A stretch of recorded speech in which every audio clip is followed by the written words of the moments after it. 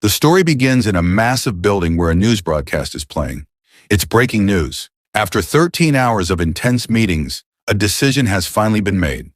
The Samjum Group has appointed its new chairman. John Seung-guk has officially been chosen as the CEO. Unlike other third-generation chairmen who stepped down due to scandals or poor management, CEO John Seung-guk isn't like them. This man is John Seung-guk, the new CEO of Samjum Group. Hearing this news, Seung-guk starts laughing and says, "Yes, that's right. Keep praising me. I'm the king of Samjum Group." He reflects on how much effort he put in to reach this point, studying abroad, working out, keeping his foolish siblings in check, handling his uncle's mess, and managing his arranged marriage partner. He did it all perfectly. He even built himself a flawless public image. Everything went exactly as planned. Becoming the master of Samjum Group was only natural. He declares, "All right, this is a new beginning. And now that I'm finally CEO, the first thing I'll do is kick out that punk Tagyu's disciple from the company." But right then his phone slips from his hands and drops to the ground.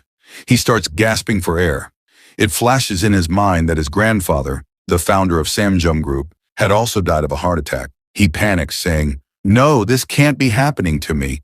Someone like me doesn't die from a simple heart attack." But his story doesn't end there. Instead of dying, he reincarnates as a baby. And not just any baby, but one born into a poor family. He's completely shocked and starts screaming. His new parents try to calm him down. After a while, he finally settles down. His mom lovingly says, "Isn't our Sang-wook just the cutest?" She's only 21 years old. His dad, Yeji Seung, is 23.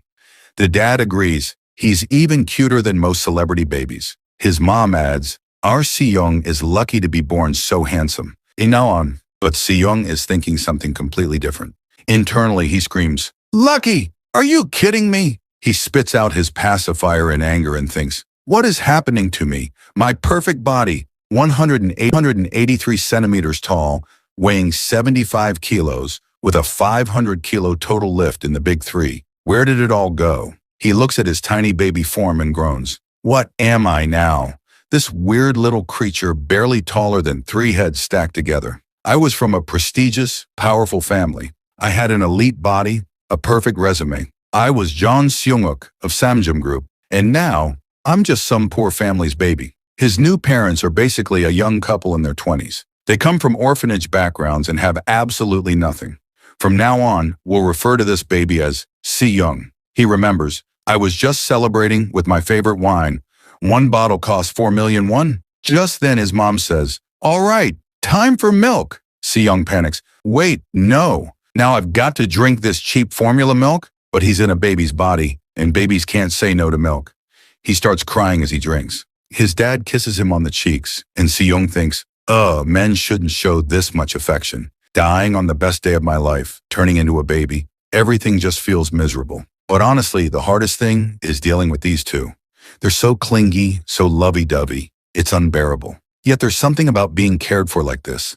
Something I've never felt before. We see a flashback of his original parents. They never gave him proper attention. They'd always say, "Handle your responsibilities yourself. Take care of your younger siblings." Basically, he never had real parents growing up. Back to the present, he says, "Now's not the time to get sentimental." His dad asks, "Are you getting sleepy after eating?" Si-young thinks, "Wait, oh right, I'm a baby now." He internally complains, "How can I possibly sleep right now?" But in a baby's body, you can't fight sleep. His dad whispers, "Looks like he's falling asleep," and Si-young decides, "Fine, I'll sleep for now. I'll deal with all of this tomorrow." He drifts off and his dad says, "Good. While he's sleeping, you should rest too." Si-young's mom replies, "No, we should work together. You still have to leave for your job soon." He says, "Just relax. Watch some TV." He turns on the TV and the news is still on. This time it's reporting a scandal. Samjum Group's chairman, John Josh, is accused of accepting bribes. The chairman himself has come forward to answer the press. As soon as Si-young hears the company's name, he suddenly wakes up and sits straight. His mom gasps, "Honey, did you see that? Our Si-young sat up all on his own." But Si-young is panicking inside. "This can't be. That's my grandfather, but he's supposed to be dead. This boy, he's been reborn in the past, but into someone else's family." The news continues. Si-young sits close to the TV, watching carefully. He clearly remembers this moment. When he was 10 years old, his grandfather was caught giving bribes. The people who feared their power took advantage of the situation. They started calling their company a shady corporation that runs on bribes. What nonsense, he thinks. Money is power. And connections, they're superpowers. Thinking you can become rich just by saving money? That's a poor man's dream. His parents are overjoyed that their baby is starting to sit up on his own. But Seung recalls clearly, before the prosecution, his grandfather told him to crash into his wheelchair. It was all staged to gain public sympathy. But for Seung, that moment had felt like a brand new beginning. That was the day I proved to the entire world that I was the true successor of Jeon Seung. After my grandfather and my father, it was my turn. But at that moment, the one pushing my grandfather's wheelchair was my younger brother, Jeon Taegu. I thought to myself, that foolish, greedy little brother. He went abroad to study, but only managed to become an addict. He spent his whole life trying to take my place. The real issue wasn't that I had turned into a child, or even that I had traveled back to the past. It was that my fate, my position, my everything had been ripped away from me. Tears began to fall from my eyes. Later that night, my mom brought me some apple juice, but I knocked it away in anger and turned back to the TV. A moment later, my dad walked in and said, "Honey, I'm home. My boss gave me all the leftover meat from work. He works as a chef at a nearby restaurant." He smiled and said, "I'll whip up something delicious." But my mom stopped him and pointed at me, saying, "Our son's still watching TV." She added, "He only watches the news. If we change the channel, he starts crying." My dad said, "Leave it to me. Daddy's home, cutie. How about you stop watching TV and play with Daddy instead?" But I grabbed his finger tightly and thought, "Turn the TV back on." My poor dad looked a bit downhearted. In my head, I was thinking, I don't have time for distractions. I need as much information as possible about my grandfather, Samjum Group, and how to get back to my original body. But right then, my mom turned off the TV. She said, "That's enough. You haven't eaten anything all day. It's time for food and rest." I started crying, thinking, "Let me go. Do you even realize how hard I worked to secure my place as Samjum Group's successor? Am I really going to lose everything to Taegu? I need to get my position back." My mom started patting me gently and said, "Be a good boy, Seongu. Get some rest now. I'll let you watch TV again tomorrow." I thought to myself, maybe I really am starting to lose my mind because I'm a baby. My emotions are everywhere, and my thoughts are getting blurry. Every time this woman pats my back, I just fall asleep, without even noticing. And with that, I fell asleep. My dad came in and said, "He's finally asleep. Has been like this all day? That must have been hard on you." My mom replied, "I'm worried about Seong. He's almost 1 year old now, but he hasn't called us mom or dad even once. All he does is watch the news. I don't know much about parenting, and it scares me. What if I'm raising him the wrong way?" My dad gently said, "Sweetheart, even if we don't know much, our love for him is real. That's what matters. Don't worry, our son will grow up just fine. We just need to have faith in Seong." A few days passed. We see Seong looking completely drained. "I'm done," he muttered. "For the past few days, I've been pretending to sleep just so I could secretly watch the news. But nothing useful came up. The world's moving like nothing happened, and I'm still stuck in this baby's body. What kind of life is this?" Just then, his mom walked in and asked, "What's wrong? You're not watching TV today. Don't you want the news anymore?" Seong sighed and replied, "I give up." She smiled and said, "Then how about going on a walk with Mommy? Let's go to the market and buy some groceries. The weather's really nice today." Before they could leave, the landlady of the building showed up. Seong's mom greeted her warmly. "Miss Landlord, heading to work?" Seong's mom wished her a good day. Seong thought to himself, the owner of this building, she's surprisingly young. They made their way to the market. "We're here, Seong," his mom said cheerfully. "This market sells bean sprouts for 101 cheaper. I'll make some delicious bean sprout soup today." Seong thought to himself, "Wow, she really talks a lot. Not that it matters. I'm still stuck drinking formula milk." Suddenly, a heavy metal beam from a nearby construction site came crashing down toward them. Both Seong and his mom noticed, but it was too late. His mom instinctively shielded him with her body, taking the full impact herself. She whispered, "Seong-kook, I'll protect you." Seong was unharmed, but he cried out, "Mom, no, you can't die, Mom." His mother was rushed to the hospital. "Prepare for emergency surgery," the doctor shouted.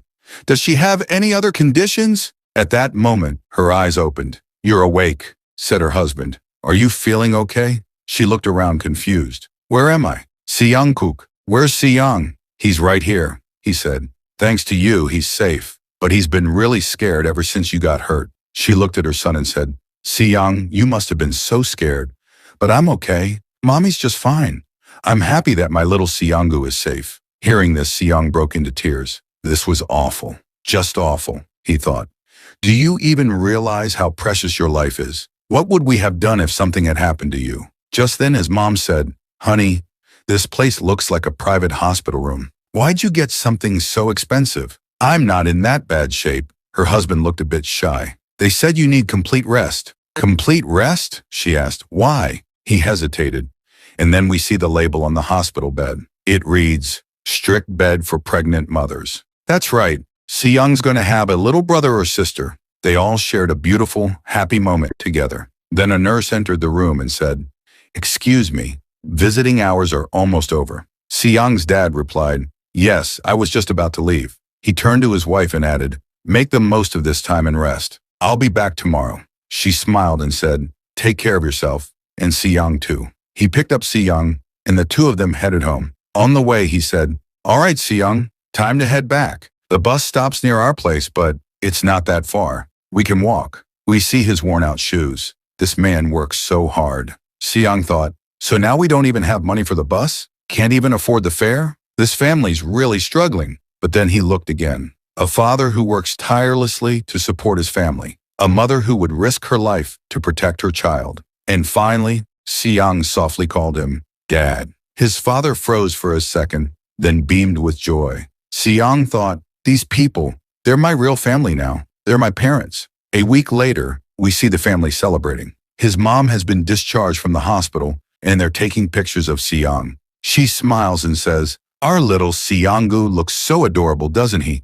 Yeah, his dad replies. He's even cuter than celebrity babies. They both look at him, filled with love. How is he this cute and perfect? But Seyoung, watching all of this, was angry inside. He thought, Is this really the time to celebrate? You struggled so hard just to pay the hospital bills, even saved on bus fare. When every penny counts, you should have ignored things like a first birthday celebration. The old me would have yelled at them for wasting money like this. But now I get it. This is love. The kind of love you can't buy with money. The kind of love where someone's willing to risk their life for someone else. Thinking that, Seyoung finally joined in and started enjoying the moment. In his mind, he said, The day Mom was in the hospital, I made a decision. I have to do something. My parents aren't going to escape poverty on their own. They have no idea how to invest or plan financially. They're not even in a position to save. They have to scrape together cash for even the basics. And soon, a huge economic crisis is coming. At least, it is in the future, I know. Right then, the doorbell rang. It was their landlady, Myung, at the door. She said, I heard you got discharged, so I came to check on you. Also, about your baby. Have you ever thought about making him a child actor? In the next scene, we see Seyoung's mom taking him to the audition. She says, So this is where the audition is happening. Seyoung looks around and thinks, not bad. Looks like they spent a decent amount of money setting this up. His mom turns to him and says, What should I do now? I don't think I came here by mistake. Seyoung responds in his mind, You're talking about this opportunity? This is golden for me. Then we flash back to a past scene. The landlady had told them, The company I work for got a project for a commercial with a famous business group. Right now, we're holding auditions for a child actor role. Your son is very good looking, and I think he's got talent. Back to the present, Seyoung gives a mischievous smile and laughs. See? People who are meant for success, they just can't help but succeed. This is my chance to make money. Then we get another glimpse of his past. He says, I grew up surrounded by cameras, makeup, lighting, framing. These were basic skills for me. People always compared me to actors, said I'd make a great one. An audition like this? I'll crush it. I'll win the prize, the money, all of it. He laughs to himself, full of confidence. Then he adds, I'll invest the money I make. Suddenly, another woman yells at Seyoung's mom, What are you doing? Why aren't you going inside? His mom replies politely, Why don't you go in first? Now they're in the elevator. Seyoung glares at the rich woman and her child. His mom smiles and says, Your son is adorable. The nanny responds, He's our young master. But the woman interrupts and snaps, Don't talk to us, got it? You're here for the audition too, right? Trying to increase the competition? She smirks and adds, "Well, go ahead and try, but my kid's going to be selected either way." Hearing that, Seong gets furious and glares at her. She looks back at him and mutters, "Why is this baby staring at me like that?" Seong thinks, "Look at her, head to toe in luxury brands, treating her nanny like a servant. Textbook rich lady behavior. But just wait, I'll destroy you in the audition." The scene shifts to the audition hall. There are other kids waiting too. Seong's mom says, "This doesn't look easy," but Seong replies in his head, "It's not hard either. This is just a simple camera test. They're just checking how we look on screen. If you can act a little, even better. But the issue is, these hot lights, kids can't handle them for long." Right then, the director calls up the rich lady's son. The assistant director says, "Oh, you're the wife of the CEO of Duke Pong Paper, right?" Seong hears that and thinks, "Duke Pong Paper? So they're from that family? Their company's doing okay, I guess, but they're way below mine." He looks over with a dangerous glare and thinks, "Let's see how good your son really is." The assistant director asks the boy to smile for the camera, but he gets scared and starts crying. The assistant says, "If he keeps crying like this, we won't be able to continue." The rich woman snaps, "What are you saying? He'll stop crying. Just wait a second." The assistant replies calmly, "But other kids are waiting too." The woman yells, "What's the rush? Can't you people wait?" Right then the director says, "Next child, Seong." Seong's mom says, "We're here," and helps him onto the stage. His audition is about to begin, but the rich lady suddenly barges in and shoves Seong's mom aside. "Move! I want to see this," she says. Seong, now fired up, thinks, "Yeah, you should watch carefully. I'll show you exactly how I get selected." He starts acting, and the director is immediately impressed. "Get my camera! Quick! Bring my camera!" The director shouts. "Seong, look here! Look this way!" They begin snapping side-angle shots and giving him pose directions. "Cute pose. Yeah, just like that. Amazing. This kid, he's a genius. We have to take him," he adds. Seong's mom watches in awe, thinking, "Our Seongguk, he really is a genius." The director comes over and says, "I'm Director Kwaku. Your son is incredible. We'd like to sign a contract right away. Do you have any conditions?" Seong's mom is still in shock. She says, "Director, is my Seongguk really talented? All of this, it's so new to me." The director says, "Sorry, I guess I just got a little too excited." Of course Seong has talent. He wasn't just naturally confident in front of the camera, he was actually paying attention to everything I was saying, like he really understood it all. And in fact, Seong was understanding everything. The director continues, "I'm genuinely excited to work with him." But right then, the rich woman snaps, "What the hell is going on here? The final audition hasn't even happened yet, and you all are acting like the winner's already been decided. That's not fair. I refuse to accept anyone else as the winner except for Jae." Then we see the final list of candidates. Seong and the rich lady's son, Jae, are both selected. One of the staff members asks them to wait. The woman's still visibly irritated. Seong's mom says, "Our Seong made it to the finals, and there are so many adorable and talented kids here. But even then, Seong stood out the most. Am I actually getting nervous?" Jahee's nanny comments, "Is something wrong?" Seong's mom replies, "I just need to use the restroom." The nanny says, "Give me the baby. Go quickly." Seong's mom leaves. The nanny looks at Seong and says, "The more I look at him, he really does seem like a happy kid." Hearing that, the rich woman explodes. "Are you serious? I'm already furious that they're even comparing Jahe to this kid. Do you want to lose your job? If you like him so much, why don't you go raise him yourself?" The nanny immediately apologizes. Seong hears all this, and he's fuming. He thinks, "Look at the way she talks. I really wish I could slap her. That would be so satisfying." Right then, the assistant director walks over and asks, "Is Seong's guardian here?" The rich woman, pretending to help, says, "Nope, she's not here yet. You can speak freely." Seong starts getting suspicious. Suddenly, the woman yells at the assistant director, "Seriously? Are we really going to go with that kid? Jahe was already decided as the winner, wasn't he?" The assistant director replies, "Yes, ma'am, that's true." Seong hears that and realizes, something's off here. Actually, everything is off. This whole thing's rigged. The winner was already chosen before the auditions even began. The rest of the kids were just being used as props to make their real winner look better. It was all planned. The assistant director says, "Ma'am, please calm down. If the director finds out, it could cause problems." The woman scoffs. "The director? He doesn't know who our family is. The people above already made the decision. What's he going to do?" The assistant replies, They've won a lot of international awards. Even the higher-ups can't touch the director right now. But either way, he cannot find out about this. You've prepared Jahi for the final audition, haven't you? The woman says. Of course I did. I even hired a private acting coach so he could rehearse properly. The assistant director nods. Good. That's all we need. After all, that other kid isn't going to outperform Jahi. She walks over to Jahi and says, All right, Jahi, how about we go over the lines one more time? Repeat after me. Seong gives a small smile. Then, the final audition begins. The director announces, the winner will be the one who can say the lines most naturally. Seong looks at his mom and says, Don't worry, I've got this. The director calls, Action! Seong thinks to himself, how do they react on set during shoots? Direction counts as part of the score. I have to position myself just right for the camera angles. And with that, Seong heads straight toward the camera and the director, while Jahi instead walks toward his mom. His mom quickly says, No, Jahi, not this way, toward the camera. The director watches and says, Should we just skip Jahi and start with Seong's test? The assistant director agrees. Have him say the lines.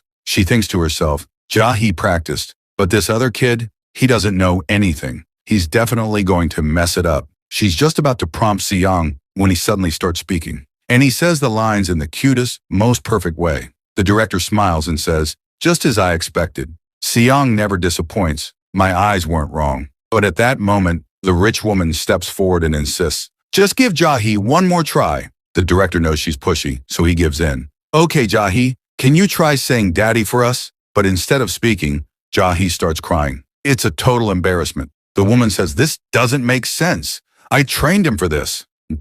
The director turns sharply and says, What did you just say? And the assistant director shuts everything down. The audition is over. Thank you, everyone. Seong, smiling, says, There's nothing you can do now. I've already won. But moments later, the rich lady's kid is announced as the winner. Well, of course that happened. Seong's mom protests to the assistant director. That can't be right. My Seong performed amazingly. The assistant replies, Just because a child acts cute doesn't mean they're fit to be a child actor. Then the rich woman walks back over and sneers. You thought you could win with just a little charm? Do you even know your place? A second-place finish is more than enough for a low-class kid like yours. I'm sure you worked really hard, but that's life. She walks off. Seong's mom, angry, says, How could she say that in front of my child? But Seong looks completely calm. He tells her to relax and says, Everything went exactly the way I expected, if my calculations are right. Just then, the director comes running over. He says to Seong's mom, Can we talk for a minute? Then we get a flashback. When Seong first heard that Jahi was already chosen as the winner. Seong narrates, The moment I found that out, I changed my plan. In my past life, I saw too many of these kinds of corrupt setups. You can't beat people who've already bought their way to the top. So if losing is inevitable, what's the point of fighting? A real businessman always plays the long game, and that game is connections. Back in the present, the director says, I wanted to speak with you.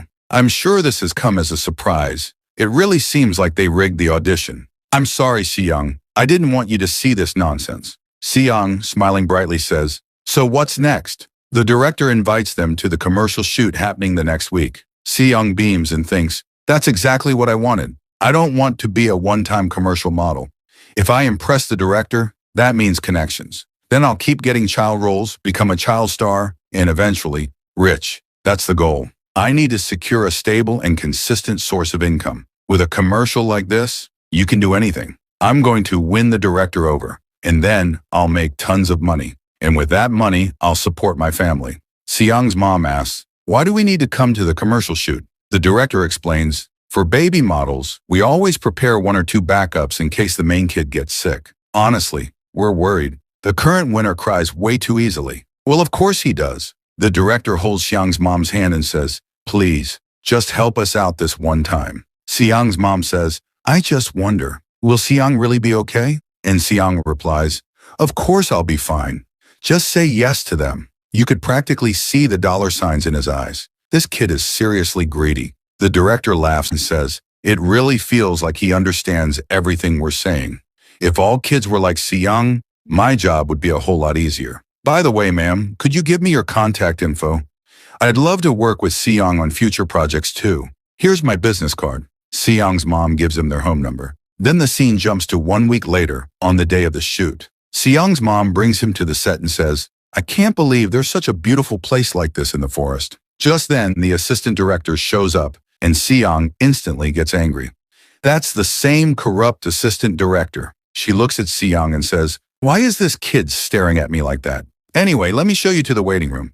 You're here as the backup, right? That's what the director told me. This way, please." Seong's eyes wander over to a washing machine. It's a product made by his family's company, Samsung John Turbo Washer. He thinks, this product was a massive hit. The revolutionary drum system made Samsung John's stock prices soar. Grandpa was so proud of it. Is this commercial about that? Right then, that rich woman storms in and yells, "Why are they here? They already lost." But this time, Seong's mom doesn't hold back. She says, "The director called us here as the backup models. And please don't use that kind of language in front of the children." The woman snaps, "Why do we even need backup models?" The assistant explains, "In case Jae suddenly gets sick, we'll need a backup ready." The woman fires back, "Jae doesn't need any of that. What's so hard about this commercial anyway? He's in perfect condition." "Yeah, well, he sure doesn't look like it." She mutters, "Anyway, you people are useless. Just go sit quietly in the corner." Then a woman walks in. It's the lead actress, Senmi. She says, "Are these the kids I'll be filming with today?" The assistant replies, "Yes, you're right. That boy over there is Seong, the backup model. And this one here is Jae, the winner of the audition." Sanmi goes over to Jae and tries talking to him, but he completely ignores her and then starts crying. She frowns and says, "Well, I guess he's not interested in me." So she walks over to Seong, who's only focused on building connections. He greets her warmly, totally friendly. She says, "I've never met a baby this outgoing." Seong's mom replies, "Yes, our Seong is very friendly with everyone." Then Sami says, "I actually think this kid is way cuter. Can I shoot with him instead?" The rich woman overhears that and gets furious. She grabs Sami's arm tightly and shouts, "What kind of nonsense are you saying? Don't say stupid things." Sami pulls her hand back and says, "Excuse me, who even are you? And do you even realize what you're doing?" Before the woman can say anything, a man places a hand on her shoulder. "I heard someone raising their voice. What's going on here?" Sanmi looks up and says, "Vice Chairman, what are you doing here?" The man says, "There's no way I'd miss the shoot for our new product." Seong sees him and is completely shocked. Because this man is his father, John Jong, Vice Chairman of the Samjeon Group. What kind of person is he really? Seong explains, "He's not like my grandfather Joan Yoshin, but he's a solid vice chairman. He handled the company well during crises, restructured everything, and wasn't afraid to invest in new areas.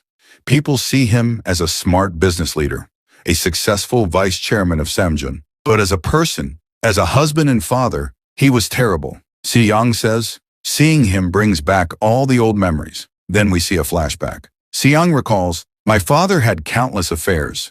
When I was 10, he introduced me to another woman. The woman said to him, 'So you're Seong Book. You're adorable. From now on, take care of me, okay?'"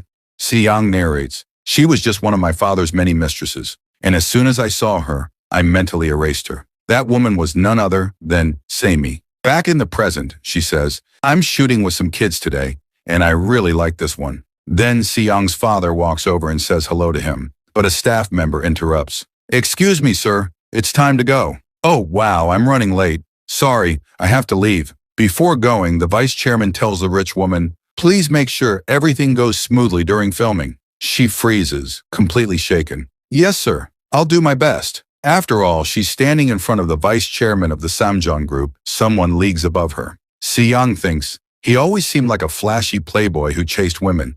But in critical moments, there was a charisma in him that made him a true corporate leader. That was my father. The vice chairman pats Seong on the head and says, "Take care during the shoot," and leaves. Seong quietly says to himself, "Father, my new life is going to be completely different. I've found something I can finally call family, and I'll protect them. One day I'll build a company even bigger than Samjeon, and we will meet again." The assistant director announces, "All right, everyone, we're about to start filming. The director will be here any minute. Get ready." Seong smiles again and says, "The past life stayed in the past. Let's focus on what actually matters now." Clearly, he's planning something involving Jae. He explains the commercial. "It's a simple concept. In a beautiful forest villa, a mom is doing laundry with her baby beside her.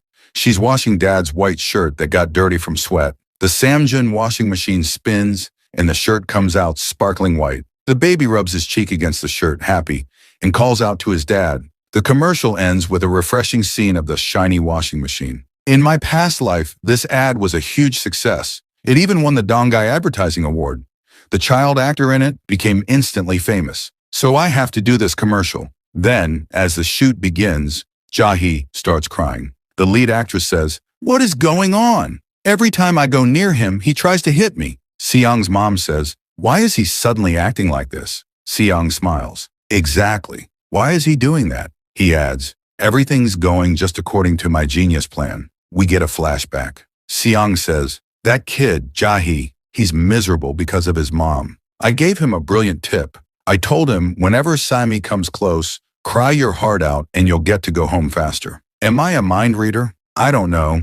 Maybe because we're both kids, we could understand each other. The director says, "This isn't working. Let's film with the second model." The rich woman shouts, "What do you mean? My baby won." The director responds, "We've been delayed for over an hour. The child won't cooperate and he hits the lead actress every time she comes near. What else can we do?" He gets stern. "We have to wrap the shoot today." The rich woman yells, "Shut up. Don't you know who our family is?" She pulls out her phone and says, "The chairman of Dukong adores his grandchild. I'm calling him right now." Seong watches and mutters, "Wow, a phone from the 90s? The woman shouts, "I'm contacting him right now and I'll have all of you replaced." Just then, the lead actress, Senmi, walks up and slaps that rich woman across the face. Everyone is completely shocked. Senmi says, "What the hell is this?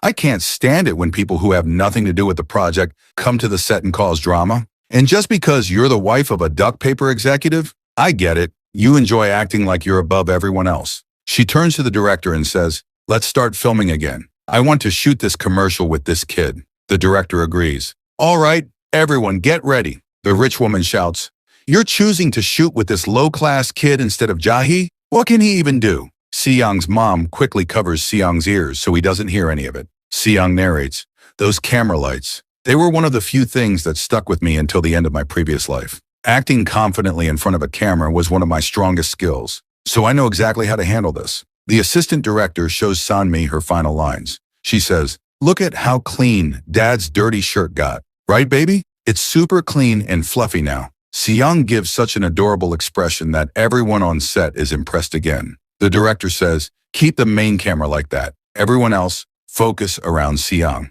Seong keeps acting. And the director says, "His eyes are locked right on the camera. What even is this kid?" Even the lead actress is stunned.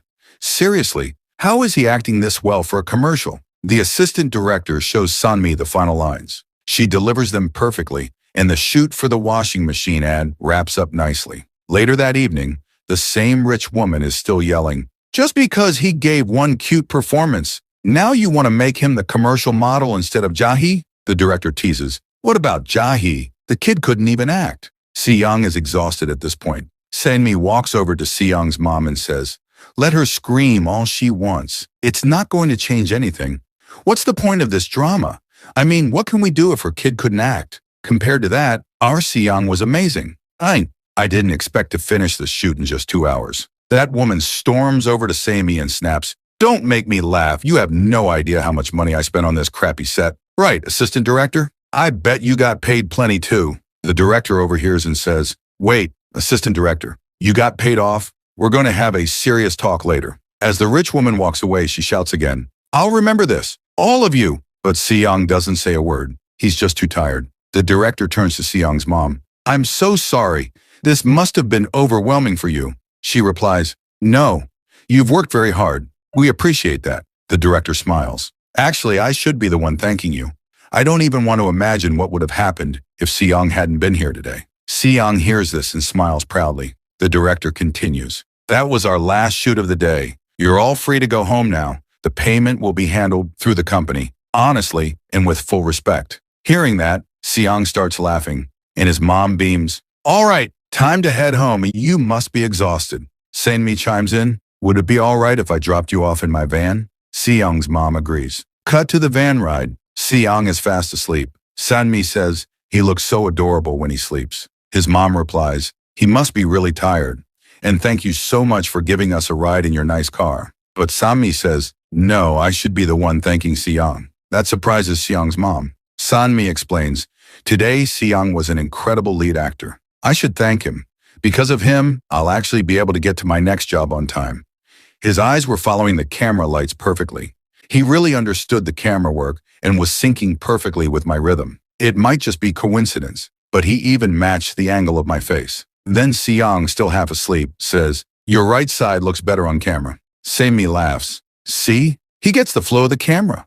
He gave a performance that could totally dominate the screen. In my eyes, Siyoung is already a complete actor. Siyoung's mom hears that and says, our Siyoung really is something. Then Sanmi says, if that's the case, I'd like to make a suggestion. Siyoung wakes up right then, and Sanmi says something, but we don't hear it yet. Both Siyoung and his mom are stunned. Siyoung smiles and says, are you serious? Cut to the next scene. They're back home. The landlord says, here's your payment, 4 million won. The original fee was just 3 million, but the director told us to increase it. Siyoung's parents are completely shocked. Siyoung grins. Just as I expected, being a child model was a smart choice. What other way could I have made money in this kid's body? This is enough to start some capital. If I invest in stocks or gold, he gives a devilish smile.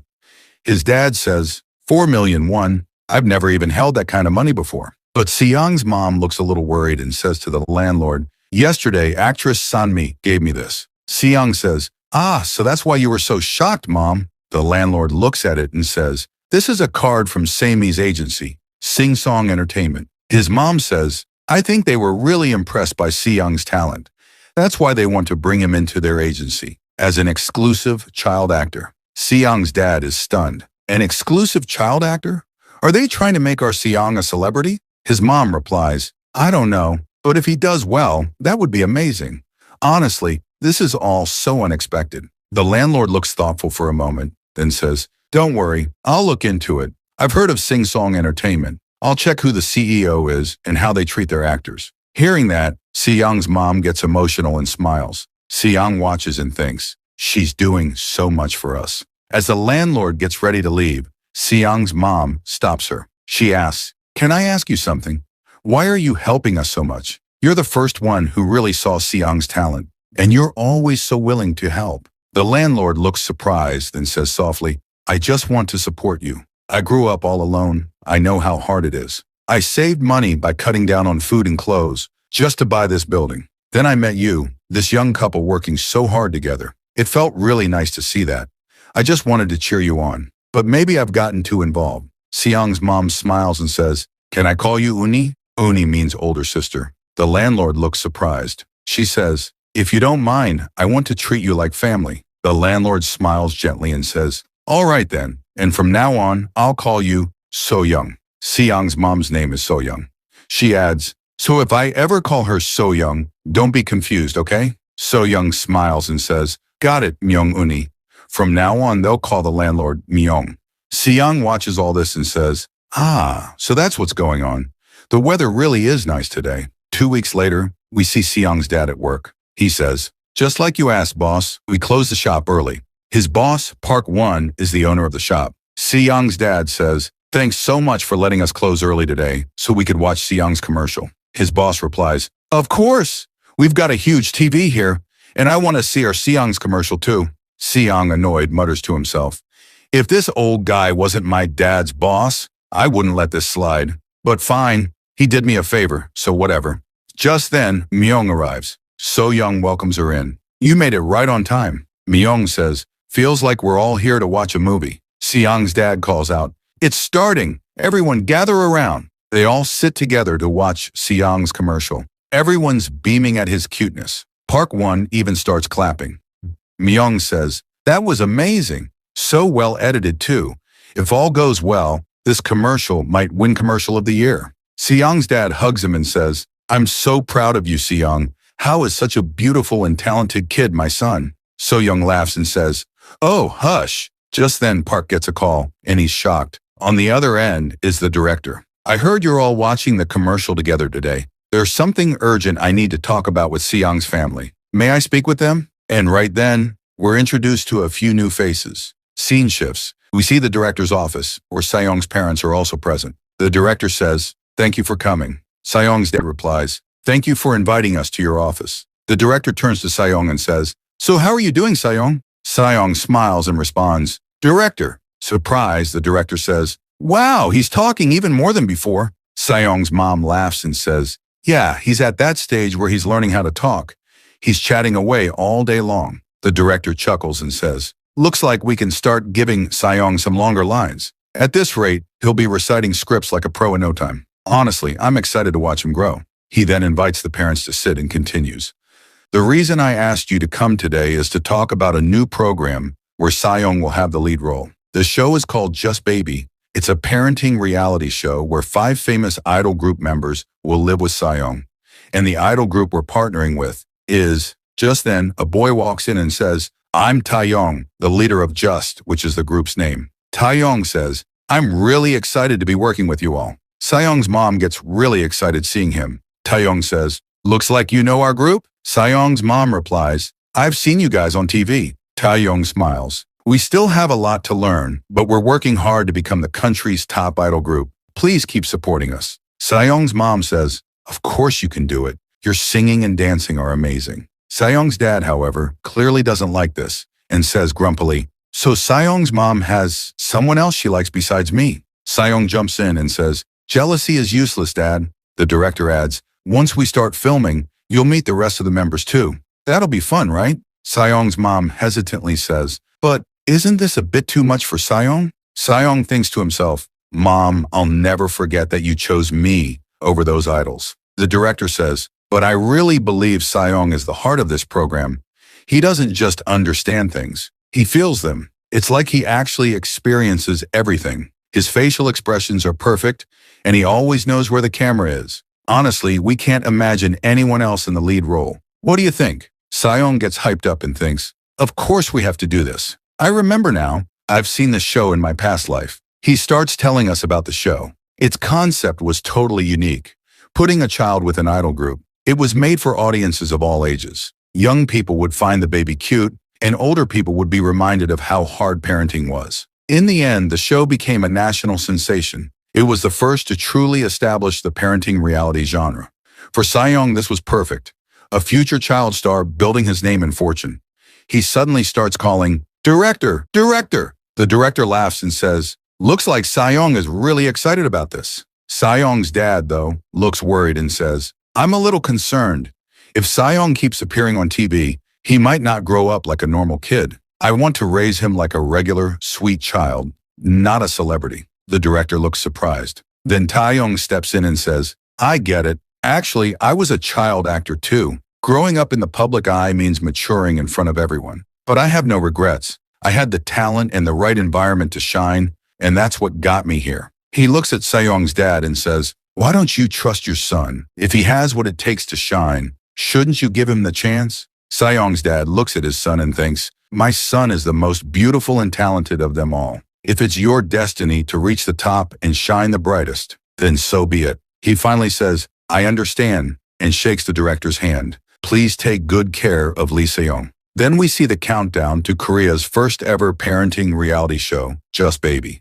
Contracts are signed, photos are taken, and finally we move to the first day of shooting. Taeyong says on camera, "Hello, the new standard of K-pop. We are Just." We see the full group. Taeyong, the leader. This guy is Lux. The one with the pink hair is Zion.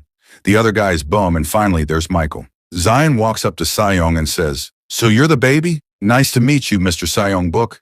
We're excited to work with you." Then he grabs Sayoung's mom's hand and says, "Especially with you, ma'am. I heard you're a fan." Sayoung's dad gets angry again. The director says, "From today we'll be shooting in Just Dorm. We have high hopes for this show, so let's all do our best." Sayoung thinks to himself, "These are the same people I met in my past life." We get a flashback. Taeyong was a CF model for Samjun, and Baeom, who's now an actor, was also exclusive to Samjun.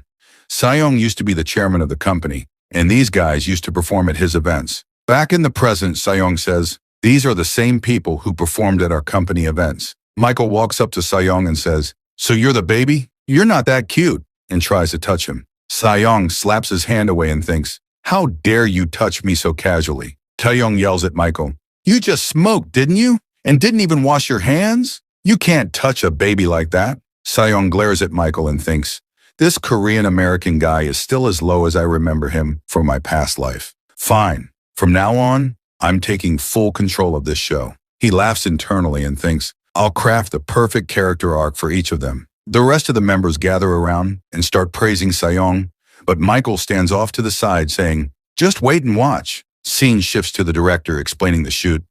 We'll do a 3-day pre-shoot in the Just Dorm. We'll edit that into 3 pilot episodes. Depending on viewer reactions, we'll finalize the regular broadcast schedule. Daytime will be general shooting, and at night, once the staff leaves, we'll switch to observation cameras. Sejong's parents can stay at the nearby hotel. His parents look anxious. The director says, I understand you're nervous about leaving your son here, but please trust us. We'll take great care of Sejong. Right. Just? Lux says, of course. Kang says, leave it to us. All right, let's all do our best, says the director. Assistant director begins narration. In a semi-basement apartment somewhere in Seoul, 5 guys known as Just are chasing their dream of becoming top idols. But their lives take an unexpected turn when a baby suddenly enters the picture. We see Sejong looking at them innocently, while the entire group is frozen in shock. Sejong's mom says, there are no scripted lines, right? Sejong's dad confirms, it's a reality show. Assistant director says, he seems unsure how to react. The director says, let's wait a bit. Zion says, dude, the camera's rolling. Say something. Taeyong adds, what are we even supposed to say to a baby? Sejong watches and thinks, these guys have no clue what they're supposed to do. Looks like I'll have to step in. Then he starts crying. Lux says, what do we do now? Taeyong says, let's calm him down first. He awkwardly holds Sejong and says, be a good boy, Sejong. Zion says, bro, the way you're holding him looks dangerous. Let me do it. Zion calms him down and asks, were you scared? Lux and Taeyong look surprised. Zion adds, babies always like good-looking people. Taeyong says, what are you even talking about? Zion replies, babies don't lie. Got it? Sejong thinks, just as I thought, each of them has a distinct personality. Taeyong is the leader, smart and responsible, almost like a dad. Zion is a flower boy, a little self-obsessed but with a motherly touch. Lux is a laid-back athlete, like a friendly big brother. Beom is quiet but always thinking about others. They're a perfect mix for playing house. And that guy, Michael says, taking care of kids is way too much work. Sejong points at him and thinks, honestly, I wanted to make him the villain, but for this group's success, I'll make him the rival. Zion notices something and nervously says, bro, I think Sejong's diaper needs to be changed. It feels heavy. Taeyong says, what? I've never even touched a diaper. Michael steps in, saying, you guys are crazy. I'll handle this. Turns out he's raised his 3 younger siblings, so he's confident. But as soon as he takes the diaper off, Sejong refreshes right onto Michael's face. Sejong says, I feel much better now. So how was that? At least react a little. Everyone is silent, then bursts out laughing. Sejong says, see, that's the comedy. This shoot was a success. Later, the director says they'll take a 2-hour break before the evening's shoot. Just members are exhausted. Lux says, reality shows are seriously tough. Taeyong says, if we had a script, this would be easier. Meanwhile, Sejong's mom praises him and gives him his favorite, banana. He thinks, I never used to touch this in my past life, but now I actually like it. Taeyong comes over, and Sejong's dad calls him sir. Taeyong says, you don't need to be so formal, just talk casually. He adds, Sejong is really interesting. Every time I'm around him, I lose myself in the moment. Everyone's just naturally acting, but somehow every scene turns out perfect and entertaining. Meanwhile, Zion is in his own world saying, a flower boy who can do childcare. Am I really that amazing? Taeyong says, it's like Sejong already knows all our roles and is acting accordingly. Sejong's dad laughs. It's probably just coincidence, right? Taeyong says, yeah, maybe. He's just a kid after all, but he's definitely shining more than I expected. Michael comes out after his shower and sees the assistant director putting something in the fridge. He asks, what's that? She replies, it's baby food for Sejong's dinner. Michael snatches it away with a smirk and says, I'll prepare it myself. He thinks, since baby Sejong is so dull and boring, I'll make him entertaining. Then he pulls out a packet of chili sauce from his pocket. Michael says, making an artist do baby shows. How crazy are these people? He adds the chili sauce to the food and says, "Now it's your turn to suffer, kid." Scene shifts, observation cameras are set up. The staff leaves. Taeyong says, "So what should we do now?" Everyone is tired.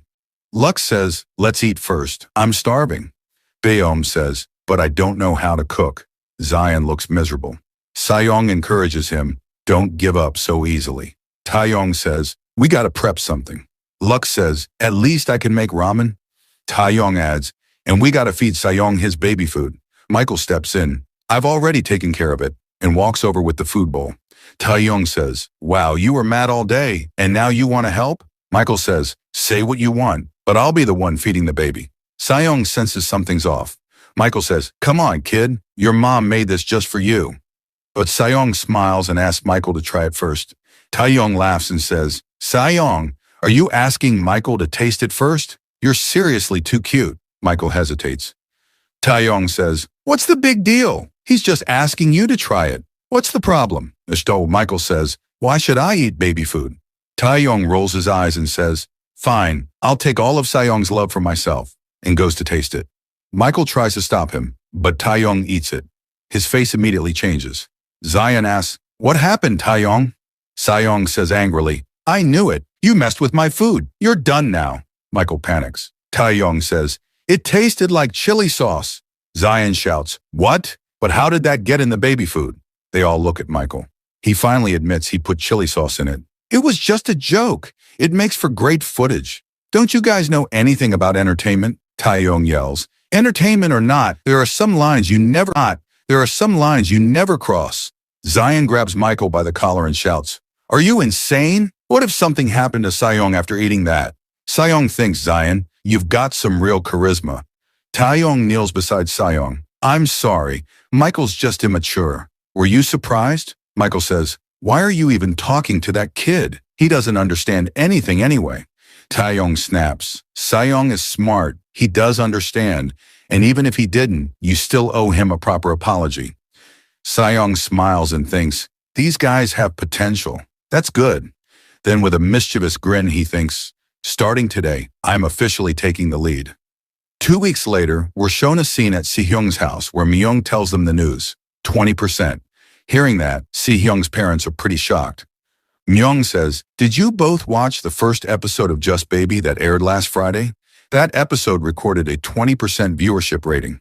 Si-hyung's mom, surprised, says, "We really enjoyed watching it, mainly because Si-hyung was in it." Se-hyung's dad adds, 20% viewership.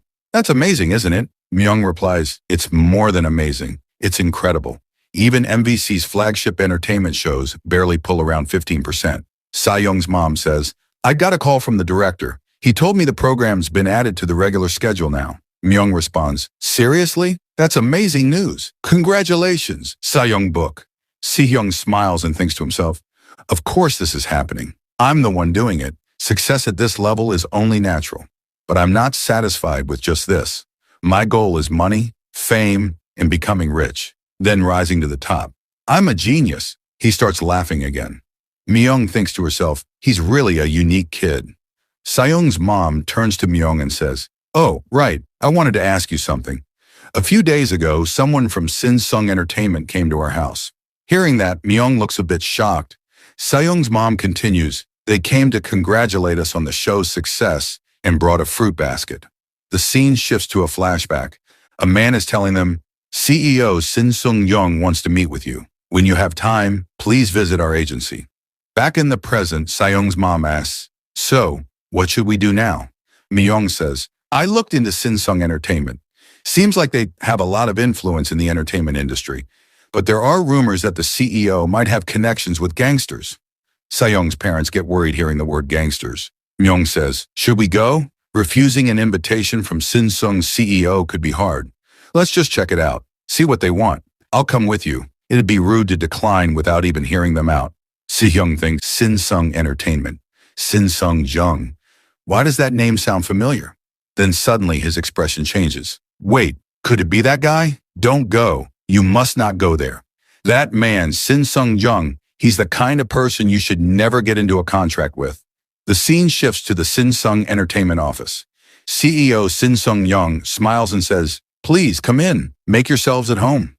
Myung says, "Thank you for inviting us, CEO Sin Sung Young.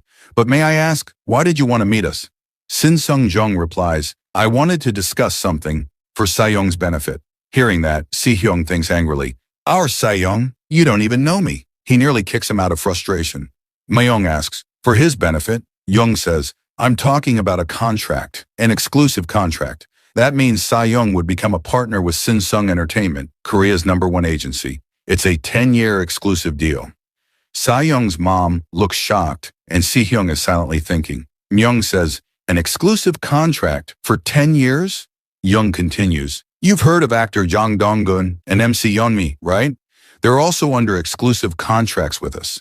Sin Sung is home to Korea's top talents, and we really value Sayoung's talent. That's why we prepared special contract terms for him." Myung begins reading the contract. Si Hyung says, "Let me see it too." After reading, Myung is visibly shocked. Sin Sung Jung explains, "The contract will be a 10-year exclusive deal with a 7-3 profit split. Of course, 7 to us." Sayoung is stunned. 7-3? That's ridiculous. This contract is basically slavery. Forcing this kind of deal on a new artist is wrong. In reality, the contract says 70% of profits go to the company and only 30% to Sayoung. That's exploitation, plain and simple. But Jung, trying to sound confident, says, "Everyone else thinks this is a great opportunity." One of the employees adds, "Absolutely, boss." Sayoung thinks to himself angrily, "This guy's using the same tactics again. Just like before." Sin Sung Young.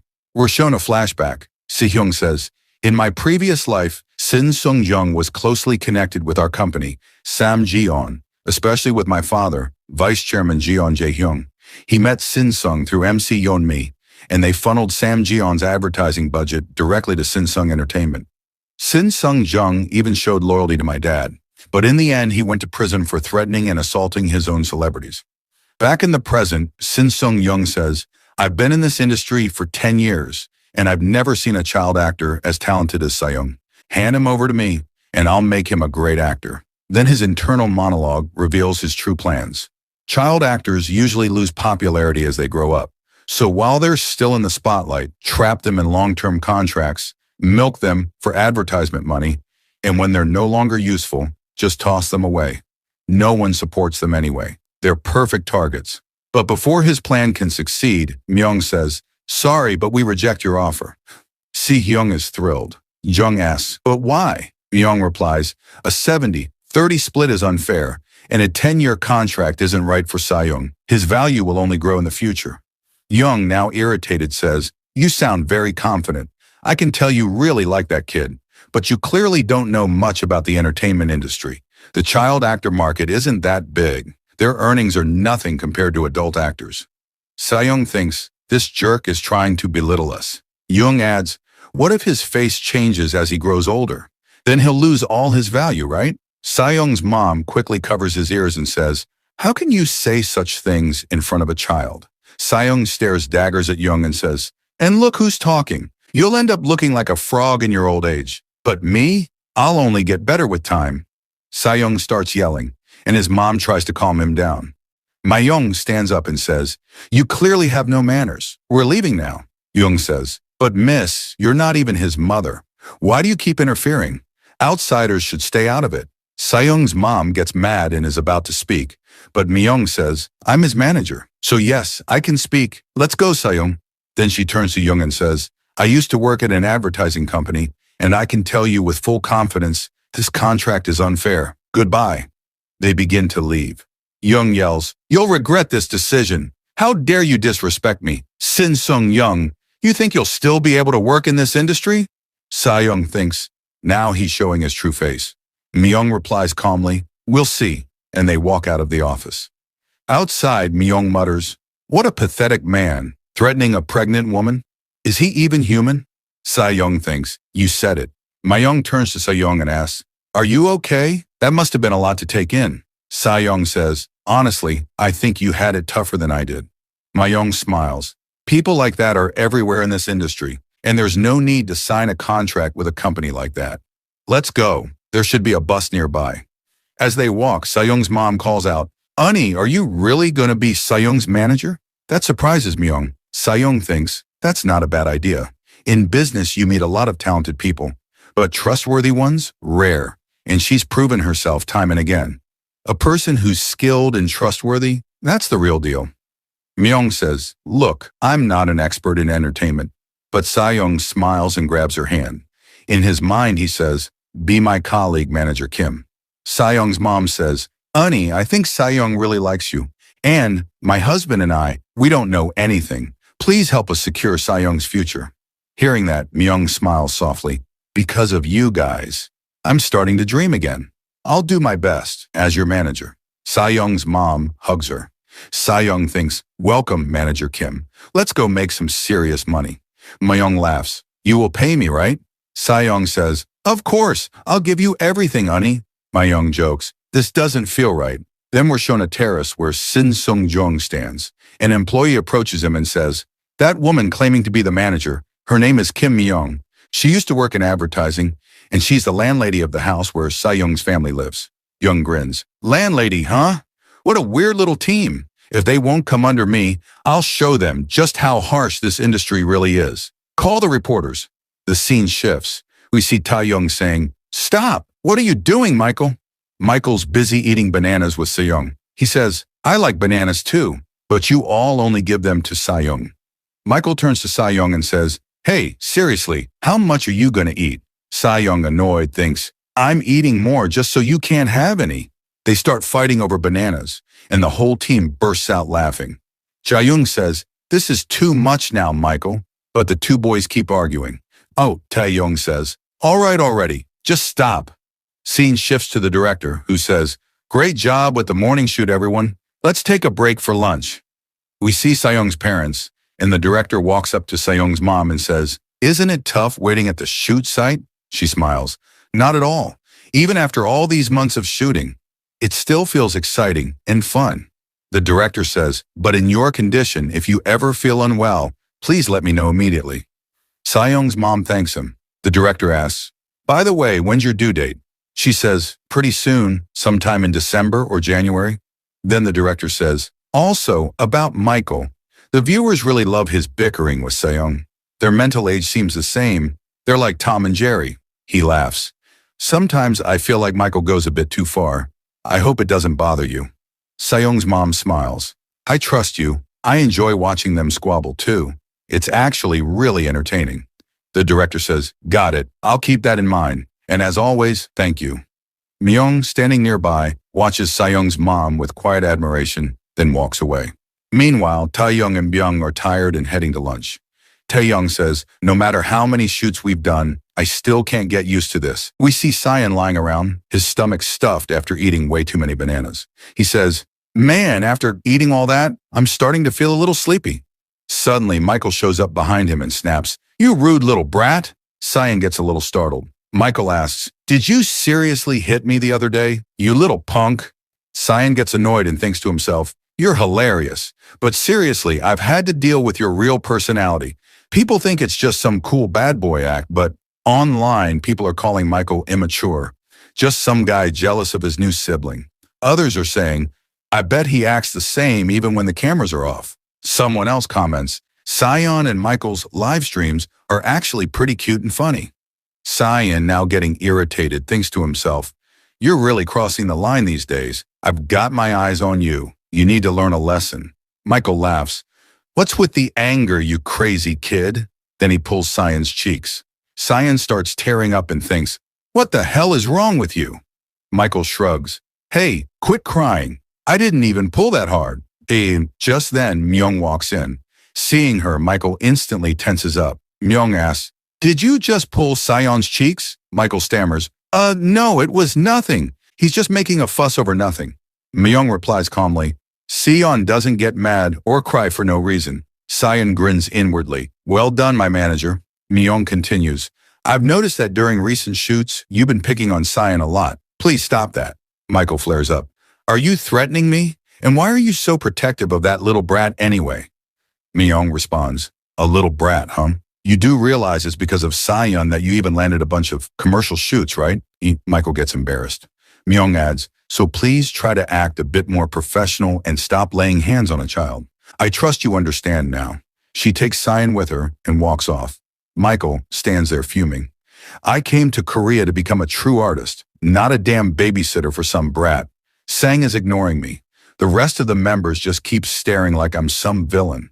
All because of that stupid chili sauce incident, he mutters. This whole show sucks. Is there any way I can sabotage this thing? I'd be successful without it anyway. Just then his phone rings. What? He snaps. I'm busy. Make it quick.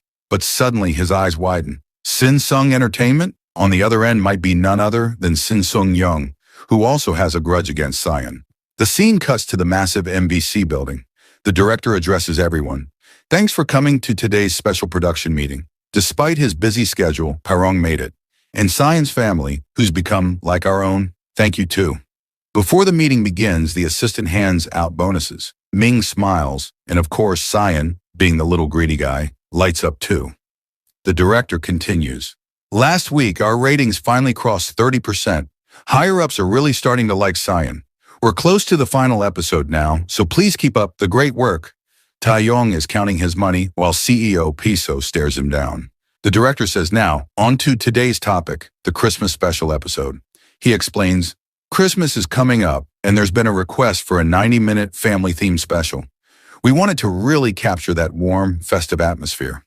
Turning to Cyan, the director says, You've been walking and running more lately, right? Cyan stands up and thinks, I've been training every day, walking and running without any excitement. That's exactly what I've been saying. The director goes on. So Cyan and the other Just members will be in Christmas costumes. There'll be a party, dancing, should make for some great footage. Looks like everyone likes the idea. Let's talk details. Just then, the assistant director rushes in, panicked. We've got a problem. A newspaper article just came out about Cyan's family. They all look at the paper. The headline reads, Just Baby shows child star Cyan Jeon book exploited for work by greedy parents. Then the scene shifts. We're shown a news segment where people are talking. One guy says, I've gathered the biggest and most important news of the week. In the first story, well, everyone in the city is talking about it. The child actor from Just Baby, John Seong book, his family's controversy. A woman sitting next to him says, Yeah, that article was really disturbing. It said Seong's parents were exploiting him. The man replies, Exactly. The article had no real evidence, but the public's very concerned for Seong. Then someone turns off the TV. It's the director. They were all watching the news together. Seong's mom looks visibly upset and nearly in tears. She says, What are we supposed to do now? The director tries to calm her.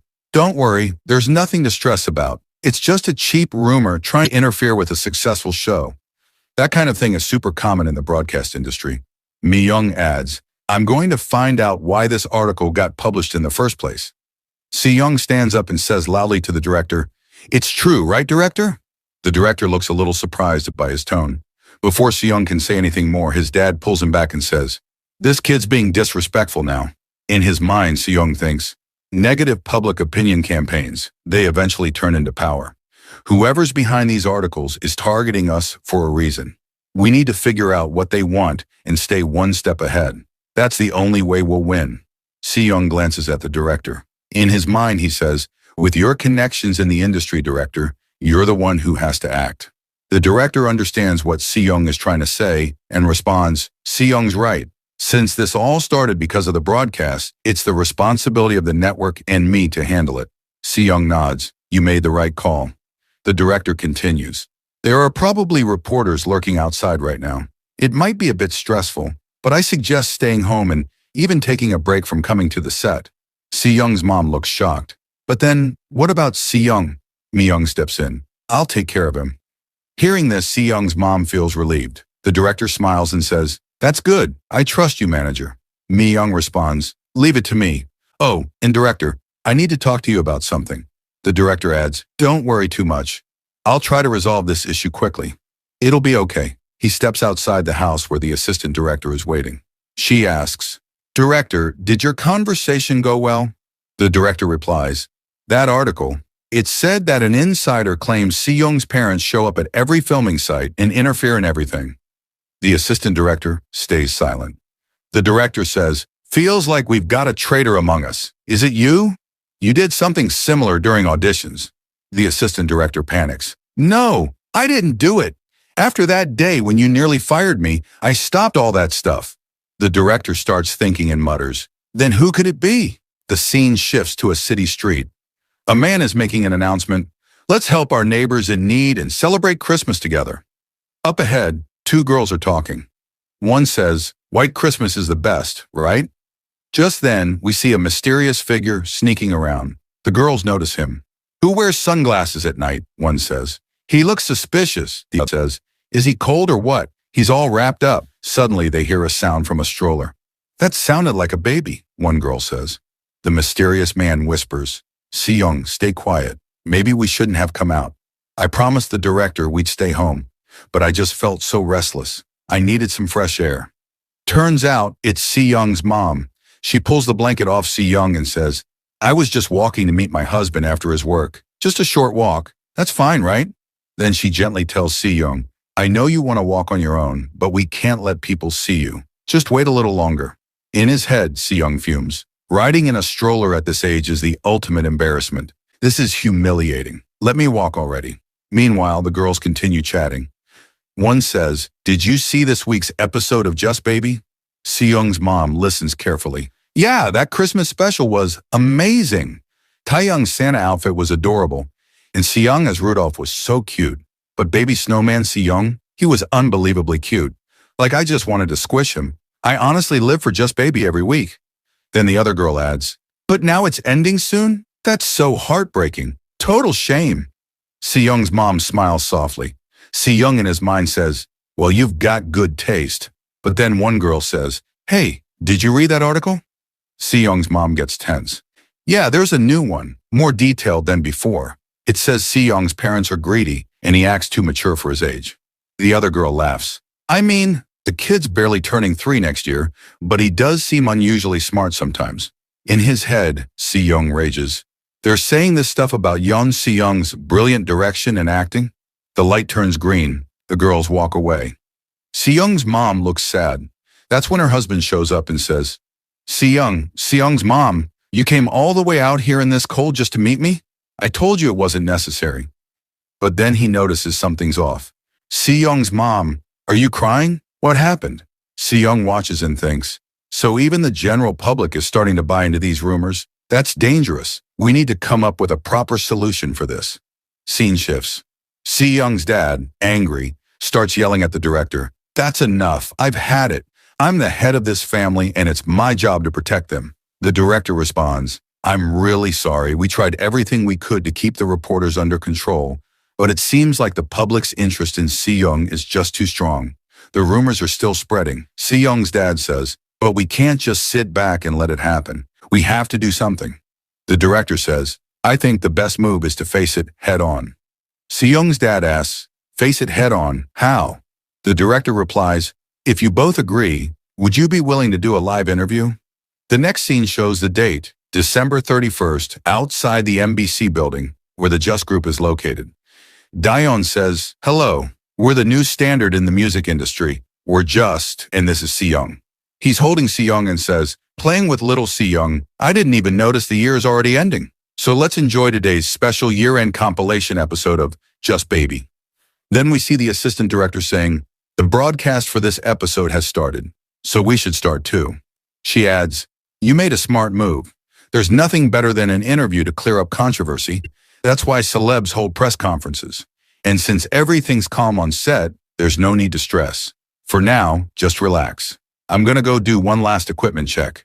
As she leaves, Si-young's dad starts crying and says to his wife, "I'm sorry, So-young." So-young, surprised, asks, "For what?" Si-young's dad says, "Your due date's coming up soon. You're already going through so much, and I think I just added to the stress." She replies, "No, it's not like that. This is for Si-young, and I want to do this too. You were really cool today, stepping up like the head of the house." Hearing that, Si-young's dad smiles and hugs her. But before they can really settle in, Mi-young walks in holding Si-young and says, "Are you two ready?" Si-young looks a little disappointed and thinks, "I thought you two were the quiet, shy kind of parents just trying to get through things. And now suddenly you're doing a live interview? It's not bad, just why all of a sudden?" He's confused. His mom picks him up and says, "You look so handsome today, baby. Just trust mom and dad. We're going to make sure all those nasty rumors go away." Hearing that, Si-young gets emotional and asks, "Wait, Are you really doing all this for me? Then he hugs his mom tight. Myung and the assistant director watch, smiling. The assistant director thinks the director is at the gate, so she goes to open it and says, all preparations for the interview are done. But she sees something that shocks her.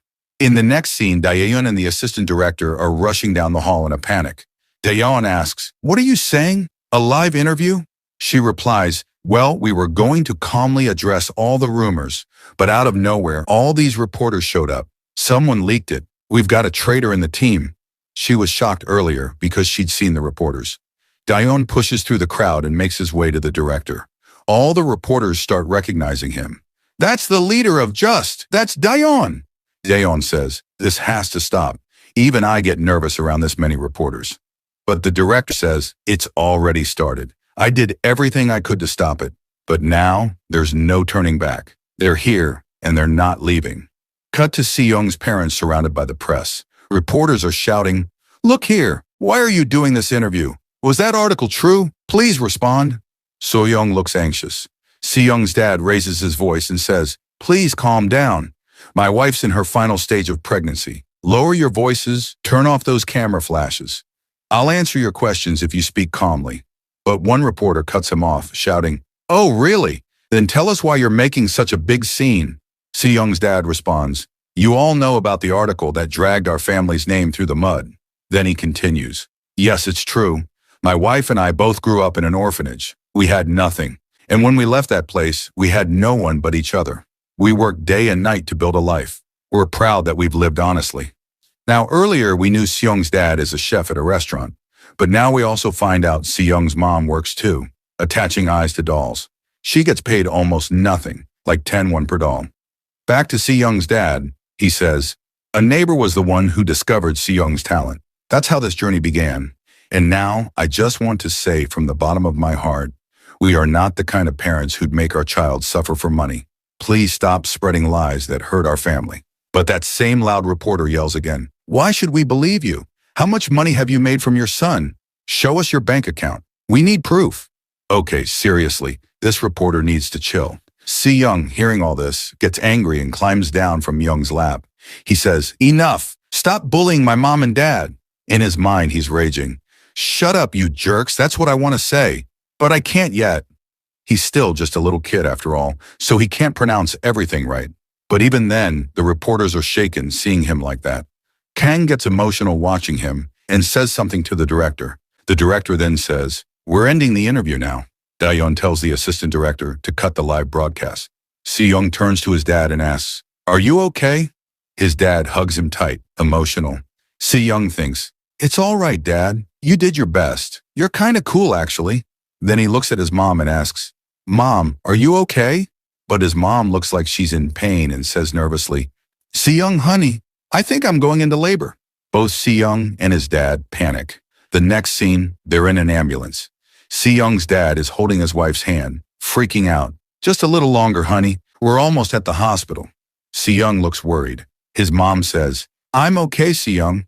But in his mind, he's thinking, no, you're not. You look like you're in real pain. He's screaming inside. What am I supposed to do? I don't know anything about this stuff. Truth is, Se-young has no experience with marriage or babies. Not in this life or any past life. But still, he thinks, there has to be something I can do. Please, Mom, hang in there. The scene shifts again. The director and assistant director are smiling and say, he's so cute. And we see Se-young now holding his new baby brother. Everyone around them is filled with joy. The assistant director says to Se-young's mom, you went through so much pain. How are you feeling now? Se-young's mom replies, I'm okay now. Then the assistant says, I used to think, could there ever be a baby as adorable as Se-young? But Min-guk's right up there too. Maybe it's because their parents are just that beautiful. That's when we find out Se-young's baby brother's name, Min-guk. The assistant director reaches out to touch Min-guk, but Seong-guk quickly slaps her hand away, not letting her touch his little brother. In the sweetest tone, he says, no, you can't touch the baby, and thinks to himself, don't you know you shouldn't carelessly touch little kids? Go wash your hands first. The assistant director laughs. Look at Seong-guk, already acting like a big brother. Seong-guk, thinking to himself, says, why not? In my past life, all my siblings were useless. Then looking at Minguk, he smiles strangely and says, "But I'll raise you right." Then the doctor turns to Seongguk's dad and asks, "Can we film a video of Minguk and Seongguk?" After that broadcast, the public went absolutely crazy. All over the internet, everyone's talking about Seongguk's family. Some are asking about Seongguk's mom, others are angry at the reporters, and many are curious about Seongguk's siblings. The director says the comment section's completely blown up. Seongguk's dad agrees to the video shoot, and the assistant director starts recording. Then the dad asks the director, "What happened after we left?" The director replies, "There's nothing you need to worry about anymore. Everything's been taken care of. We even caught the traitor." We're taken back to a scene from earlier. Byun and Taeyang have Michael cornered. Taeyang demands, "What is this, Michael?" Michael replies nervously, "That's my pager. Where did you get that?" A pager is basically a device that sends voice messages. Taeyang continues, "Strange things have been happening. Things only the staff or people on set would know are suddenly showing up in articles. Even interview questions that not even staff knew about. Reporters somehow found out." Michael looks panicked. "Still," he says, "So what? What did I do?" Taeyang says, "Well, your behavior's been pretty suspicious, like disappearing in the middle of a shoot. That's why I asked Lux to keep an eye on you. And thanks to that, we found out about your connection to CEO Samjeon Young." Turns out, Seongguk's manager had already been suspicious of Samjeon Entertainment's CEO. All those reporters who posted those nasty articles, they're all connected to Samjeon Entertainment, and Michael's pager had voicemail numbers that matched Samjeon's contact list. Taeyang and Jaeyoung both get furious. They say, "Getting involved with a creep like him just to mess with Seongguk's family? What the hell were you thinking, Michael?" Michael freezes under their glares. Taeyang says, "You and CEO Samjeon Young are both going to be held responsible for what you've done." The next day, the entire news cycle is dominated by just one story. Samjeon Entertainment bribed reporters to publish negative articles and bullied their own actors. CEO Samjeon Young is arrested. Reporters are shouting questions. "Mr. CEO, is it true you ordered the negative press? Why did you do it? What about the controversy involving threats to your own actors?" Samjeon Young yells, "I don't know anything about this. I said I don't know." Cut to Seongguk's dad, shocked as he hears all this. The director says, whatever issues Michael had, Taeyang's going to take full responsibility. He'll bring him to apologize and even offer to cover the hospital bills. Our team will contribute too. Then the director adds angrily, "If you feel like taking further action, just let us know anytime. Honestly, I should have punched Michael myself." But Seongguk's dad says, "It's all right. Thanks to all this, you gave us a really nice private room. Our whole family is together, and Seongguk's recovering well. We don't need anything else, as long as the bad rumors go away." The director smiles. "Got it. Don't worry." After the interview, everything got back on track. Meanwhile, those same girls from earlier say, "Looks like people misunderstood Seongguk's family. They were just tricked by bad people. I feel so ashamed." Now we see tons of support pouring in for Seongguk's family. The director says, "The manager and I will take care of cleaning everything up." He means they're going after the reporters who went too far. Then the director adds, "We're also thinking of taking a 2-month break. Seongguk's mom needs time to recover too." Jeon Ji-sung asks, "Is such a long break really okay?" The director replies, "We've already got some footage stored. Don't stress. Just enjoy your time with your family." The narrator of Just Baby Show chimes in, "We'll see you again this spring, 2 months from now." Seongguk's mom asks, "Is Seongguk taking care of Mango?" Then we cut to a scene set 2 months later. Someone's watching the news. 2 anchors are chatting. Feels like the new year just started, and it's already March. Flowers are blooming too. Yeah, seeing them in full bloom really lifts your spirits. And it's not just flowers. We've got another good update, right? Everyone's favorite national baby, Seongguk, is coming back. Wait, is Just Baby airing again? You heard right. A broadcast update is coming soon. At that moment, a girl steps out of the shower and asks, "Honey, what are you watching?" The girl is Seyeonmi, and the man is Seongguk's father from his past life. Seyeonmi notices the screen and says, "That's Seongguk on TV." The chairman says, "You know this kid?" Seyeonmi replies, "Did you forget so soon? You even met him on that commercial shoot." The chairman nods. "Oh, right. I was just watching TV, and for some reason, couldn't take my eyes off this kid. There's something different about him. He's interesting." Seyeonmi sits on his lap and says, "Well, that's because he's a genius." "A genius?" he asks. "Yeah, Seongguk has all the qualities of a great actor. He's the kind of kid who can become anything in the future." The chairman says, "That good? Isn't he just another cute child actor?" Seyeonmi replies, "Honey, I may be popular because of your connections, but I do know how to spot talent.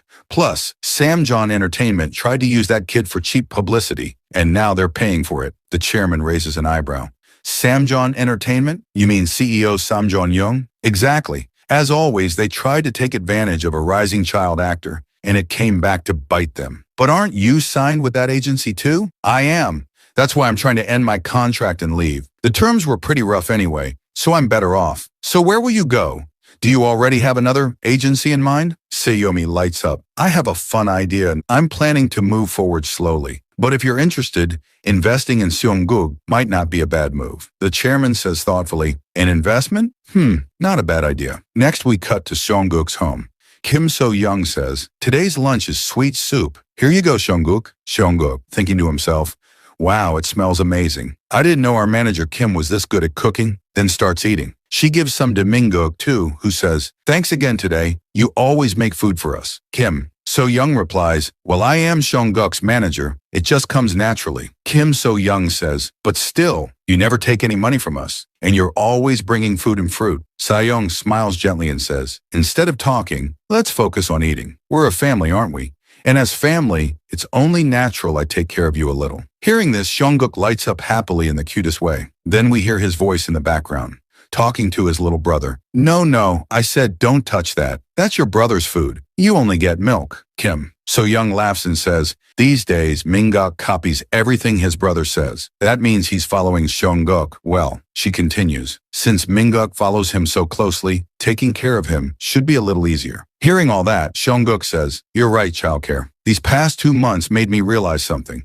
Taking care of kids is like living in hell. Please, Mingguk, just stop already. Mingguk is just giggling, but Seongguk looks totally worn out. We're shown a few scenes from before. Seongguk is asking, why does he cry all the time? Why won't he just sleep? Because of Mingguk, Seongguk can't sleep either. Frustrated, he thinks, why is he always looking for me? I only went to the bathroom. Basically, Mingguk is obsessed with his big brother. Seongguk says, all I wanted was a sibling different from my last life. Someone who could be like my servant? No, I mean loyal follower in the future. He's lying. He really did want a servant. Right now, Mingguk is looking at his brother with so much love that Seongguk starts sweating. Seongguk says, Mingguk, just stop already. But Mingguk looks so cute that Seongguk gives in and says, crying a little, okay, fine. Just for today, I'll feed you myself. Please grow up soon. Watching them, Sae-young and Kim So-young both laugh. Sae-young says, one kid taking care of another. Kim So-young adds, yeah, and because of Seongguk, it's actually been easier for me. There's no more obedient child than our Seongguk. Sae-young then says, Seongguk, have you thought about moving to a new house? Seongguk looks a little surprised. Sae-young continues, now that you've got 2 kids, it might sound funny coming from your landlady, but honestly, this house is too old and small to raise kids in. Kim So-young says, but we don't really have the money right now. Sae-young turns a little serious and says, what if the money came to you? Kim So-young looks surprised. Sae-young leans in and says, Samjeon Electronics contacted me. They want to make Seongguk their exclusive model. Kim So-young is shocked. Exclusive model? For Samjeon? Well, her reaction makes sense. Samjeon is one of the top companies in the world. Sae-young calmly says, yes, they made the offer and said they'll send over detailed contract terms soon. Talk to Jeon Ji-seong about it too. If you forgot, Jeon Ji-seong is Seongguk's dad. And honestly, I forgot too. Sae-young adds, this is a huge opportunity. Kim So-young looks a little worried. Sae-young says, but for now, let's eat. Don't forget, we still have to go to the broadcasting station later.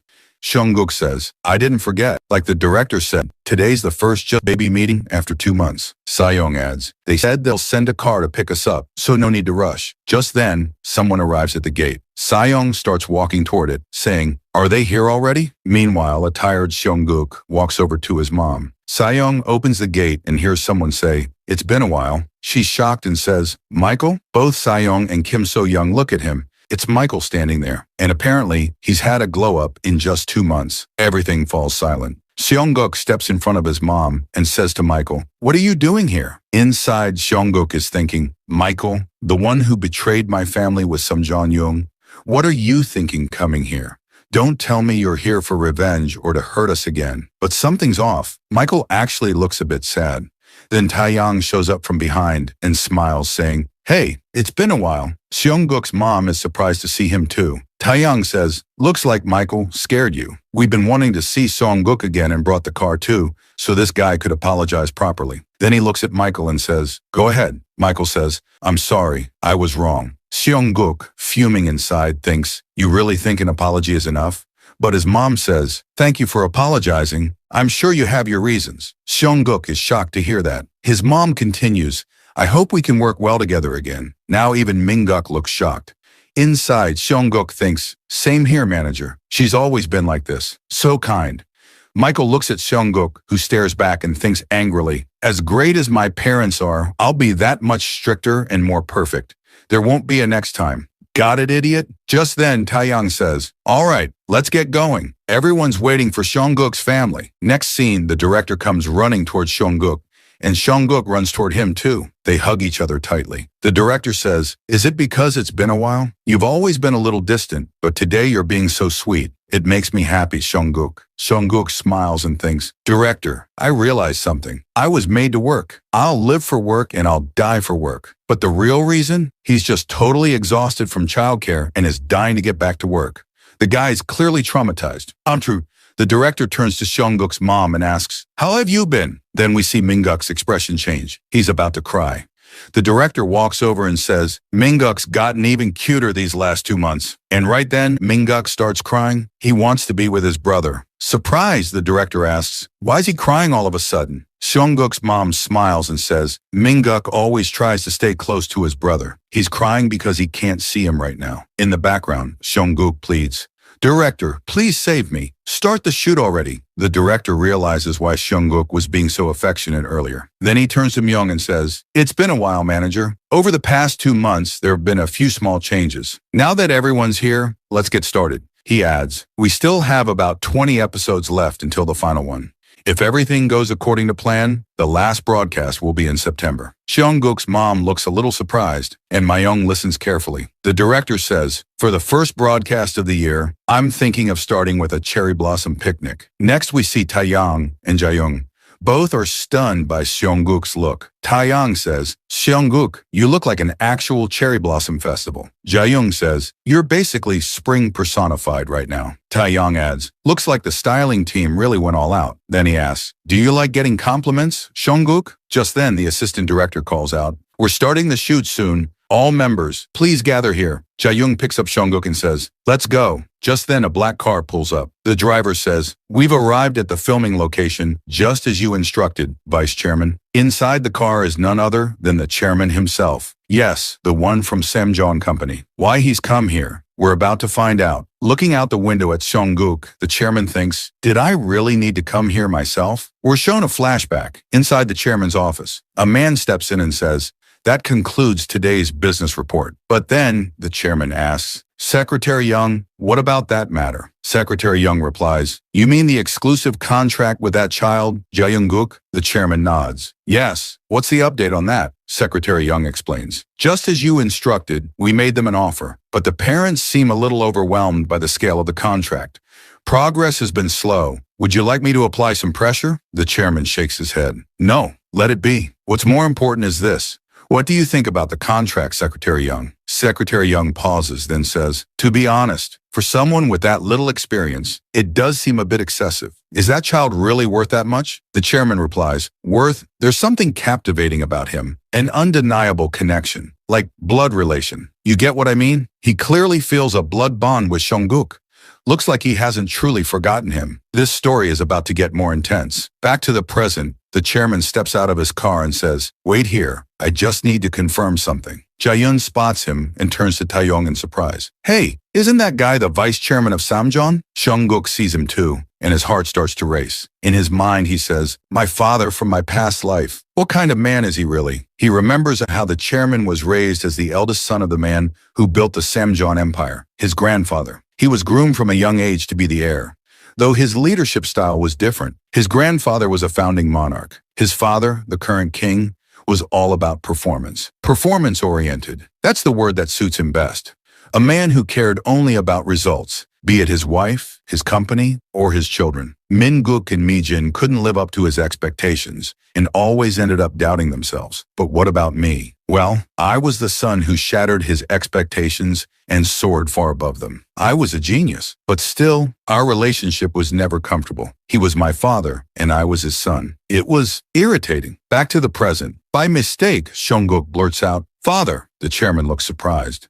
Seong-guk quickly covers his mouth thinking, "That slipped. I didn't mean to say it." But the chairman walks up with a smile and says, "Hello, Seong-guk. Do you remember me? We met during that washing machine cover shoot." "Oh," Seong-guk responds coldly. "No, I don't know you." The chairman smiles faintly.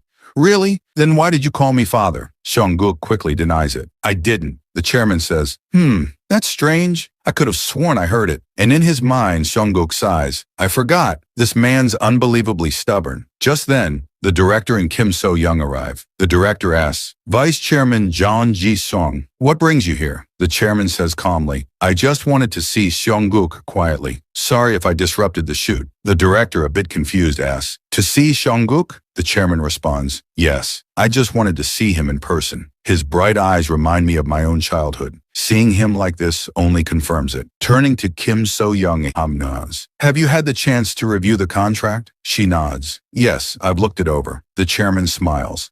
"We're always ready for an exclusive contract. Please contact us once you've made your decision. And if you have any additional conditions, let us know." Just then, Seong-guk blurts out, "Money! I want money!" His mom quickly covers his mouth. But inside, Seong-guk is screaming, "Give me money! My past life dad's loaded." The chairman chuckles and pats his head.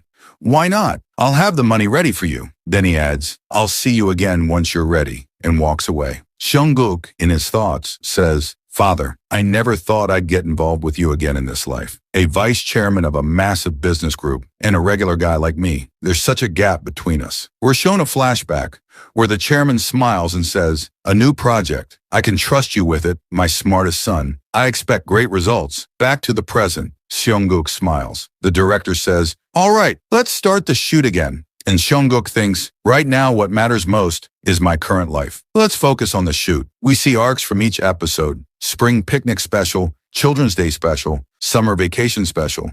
Then we cut to a scene outside the studio where a crowd of fans is gathered. Kim So-young says, "It's packed again today." The assistant director asks, "How do they even find out we're filming here? It's getting hard to shoot thanks to all the JS fans." Seong-guk says to Kim So-young, "I want to go down." The assistant director nods. JS is basically a national idol group now. Be careful. Some fans even sneak onto set.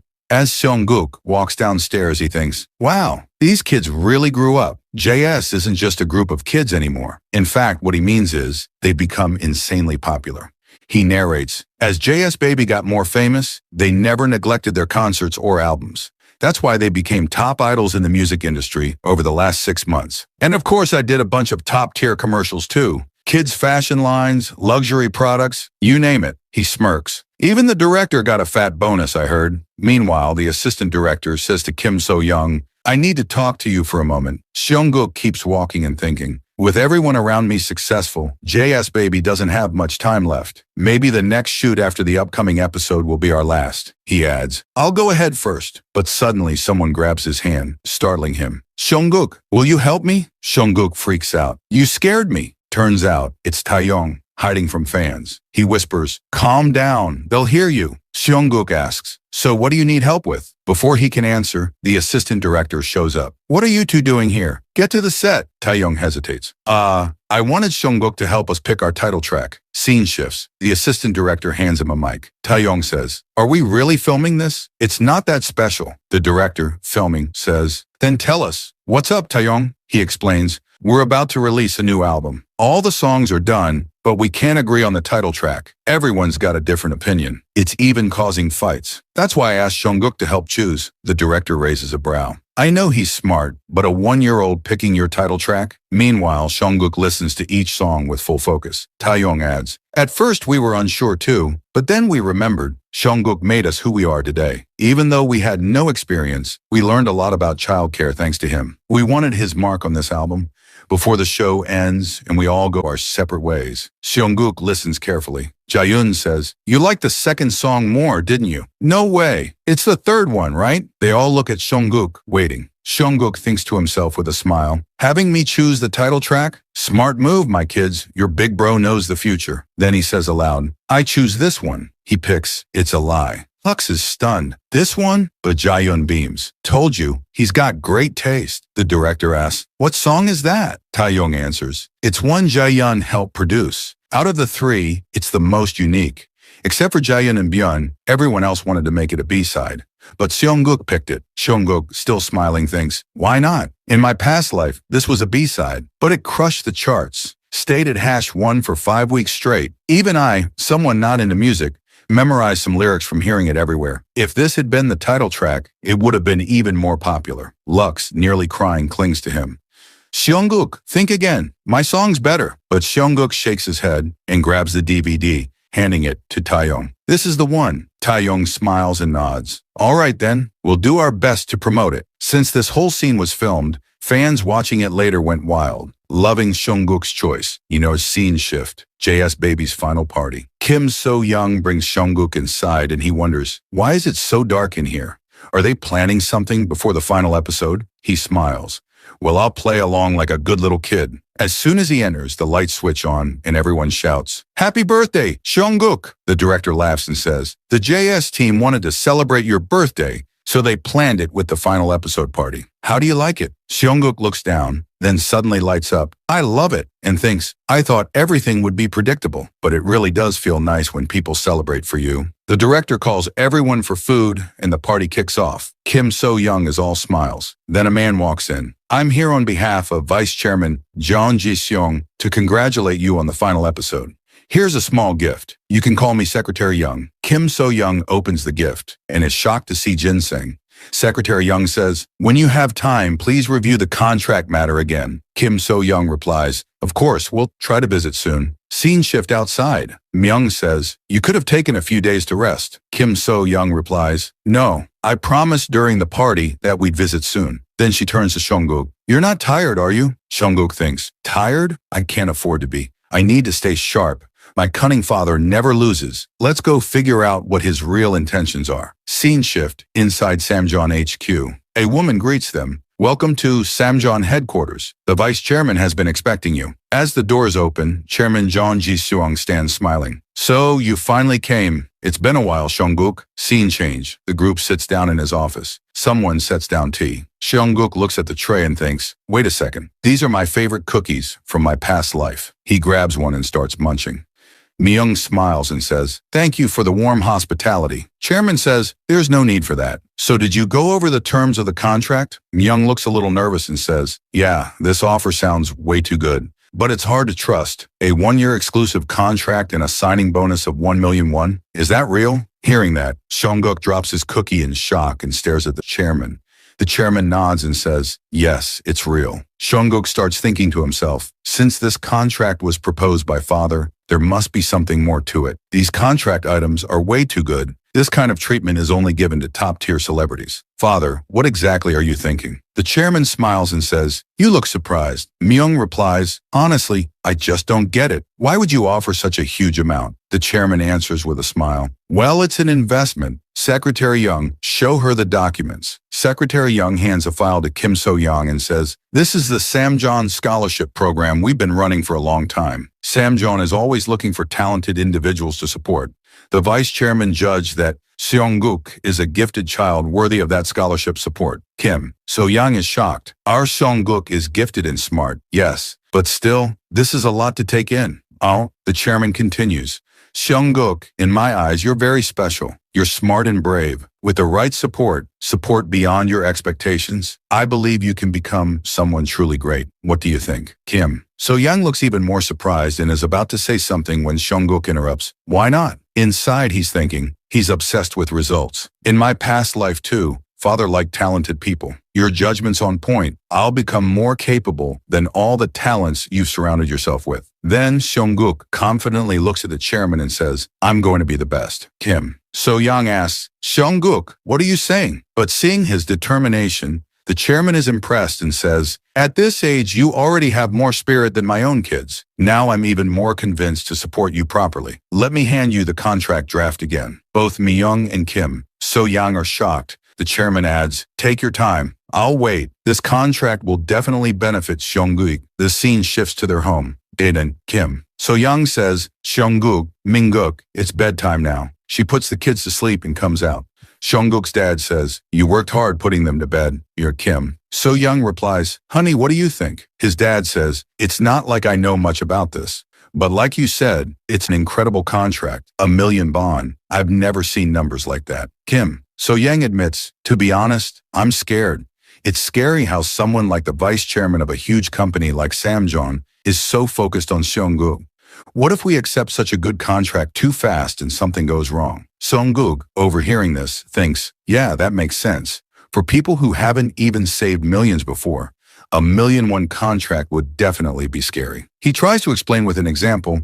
Think about a fly raised inside a jar. When it gets out, it can only jump as high as the jar was tall. Because we grew up poor, when we get opportunities or money bigger than our dreams, it scares us. That's the real danger of poverty. It scares people so much they stop even trying. Maybe I should try explaining it to them better. But just then his dad says, "Kim So-young, should we accept the contract?" Seongguk is stunned. So is Kim So-young. His dad continues, "Think about it. With this contract, Seongguk could live a totally different life. Not like ours, but going to a great school, landing a great job, maybe even living a life like the vice chairman of Samjeon. With this much money, we could even start a new life ourselves." Hearing that, Seongguk is happy. "This is exactly what I wanted." His dad adds, "For a better life, I want to take this chance. For that hope." The next scene shows Secretary Young arriving. He says, "Thank you for reaching out. The vice chairman was thrilled you replied so quickly. He thought it might take over a week." Kim So-young says, "About the changes to the contract terms I mentioned over the phone?" Secretary Young responds, "Yes, just like you requested. We shortened the contract duration to 1 year and lowered the signing bonus from 1 million won to 1 million bond. And taking Seongguk's well-being into account, we added a clause to prevent overworking him." So-young reviews the contract and thanks him. Seongguk says, "I want to see it too." Kim So-young replies, "All right, let's sign the contract." Just then, Secretary Young says, "Before that, we'd like to propose a few changes of our own to the contract, if that's okay." Everyone is surprised. Myung, Kim So-young, and Seongguk. Secretary Young pulls out 2 documents with a smile and says, "There are 2 important points I'd like to explain first." But Seongguk snatches the documents from him and starts reading them carefully. Secretary Young smiles nervously. "Seongguk, please give those back. They're for adults." But Seongguk innocently asks, "Stocks? Apartments? What does this mean, Secretary Young?" Secretary Young is completely shocked. Trying to control the situation, Seongguk switches into child mode and smiles. "What are stocks and apartments? I'm curious. Tell me." Inside, he's thinking, "You're surprised, huh? Secretary Young? Acting like a kid at this age seems a bit much, but to figure out father's plan, I'll do whatever it takes." Again, with wide-eyed innocence, he says, "I'm curious. Tell me, please." Kim So-young suddenly asks, "Wait, Seongguk, you can read?" He replies, "Yeah, I can read." She asks, "Since when?" Secretary Young is amazed. "Wow, a 4-year-old taught himself Korean reading?" Seongguk explains he learned by watching TV and reading newspapers. Back to Secretary Young, who says, "Can he really read such complex words?" The vice chairman was right. This kid is a gifted talent. Investing in him will be worth it. He smiles and continues, "Let me explain. Since you lowered the signing bonus from 1 million won, we'd like to compensate by giving you stocks in Sam Electronics worth the same amount.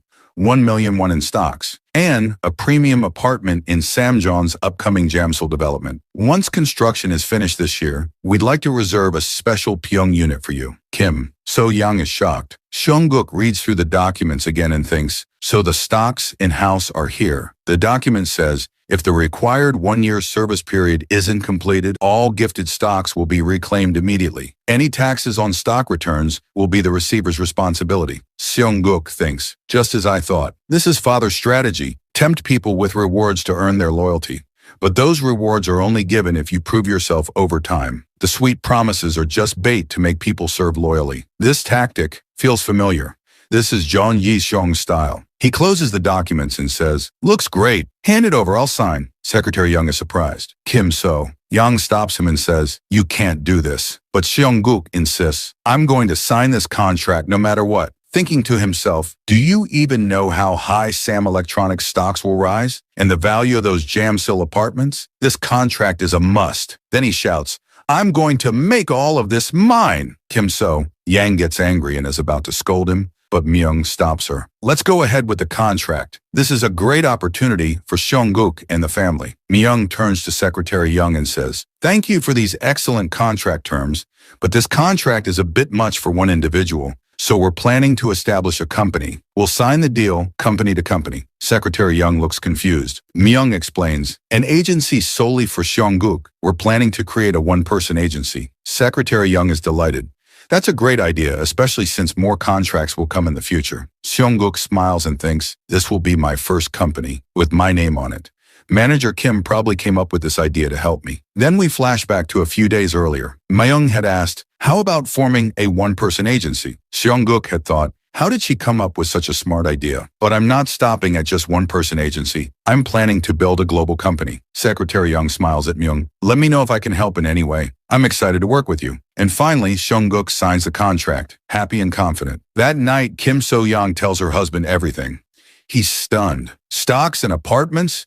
And now our son knows how to read? So many amazing things happened today. He hugs Seong-guk and says, of course your dad's proud of you. Kim So-young sets the table and says, honey, let's have dinner now. Seong-guk's dad gets excited. Wow, there's bulgogi and fish too? Kim So-young explains. They already sent part of Seong-guk's contract money. I didn't spend too much, just wanted the family to enjoy a bit of luxury. That's okay, right, Seong-guk? He smiles and thinks, of course.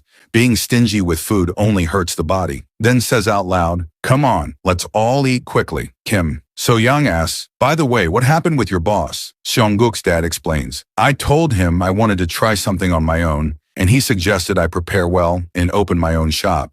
Thanks to Seong-guk, we received a nice amount. If we save properly, we might afford a commercial space by next year. And the boss said he'll teach me all the recipes and how to run the place. Kim So-young says, wow, that's amazing, honey. You should totally do it. Seong-guk adds, I love the idea too. I'll support you. His dad smiles. Thanks, son. Because of you, I now have a dream I want to chase. Seong-guk thinks, don't worry about money, Dad. Just move forward. I'll earn enough in a year to buy a dozen commercial properties. The scene shifts. Soon-mi is on a call with Secretary Young. She says, I was the one who recommended that boy to the vice chairman. I'm just a bit curious. Can you tell me how things are going? Secretary Young tells her. Palm. Soon-mi says, so he signed an exclusive contract with Samjong and even started a one-person agency. Someone else is there too, none other than Sin Sang-young, he growls.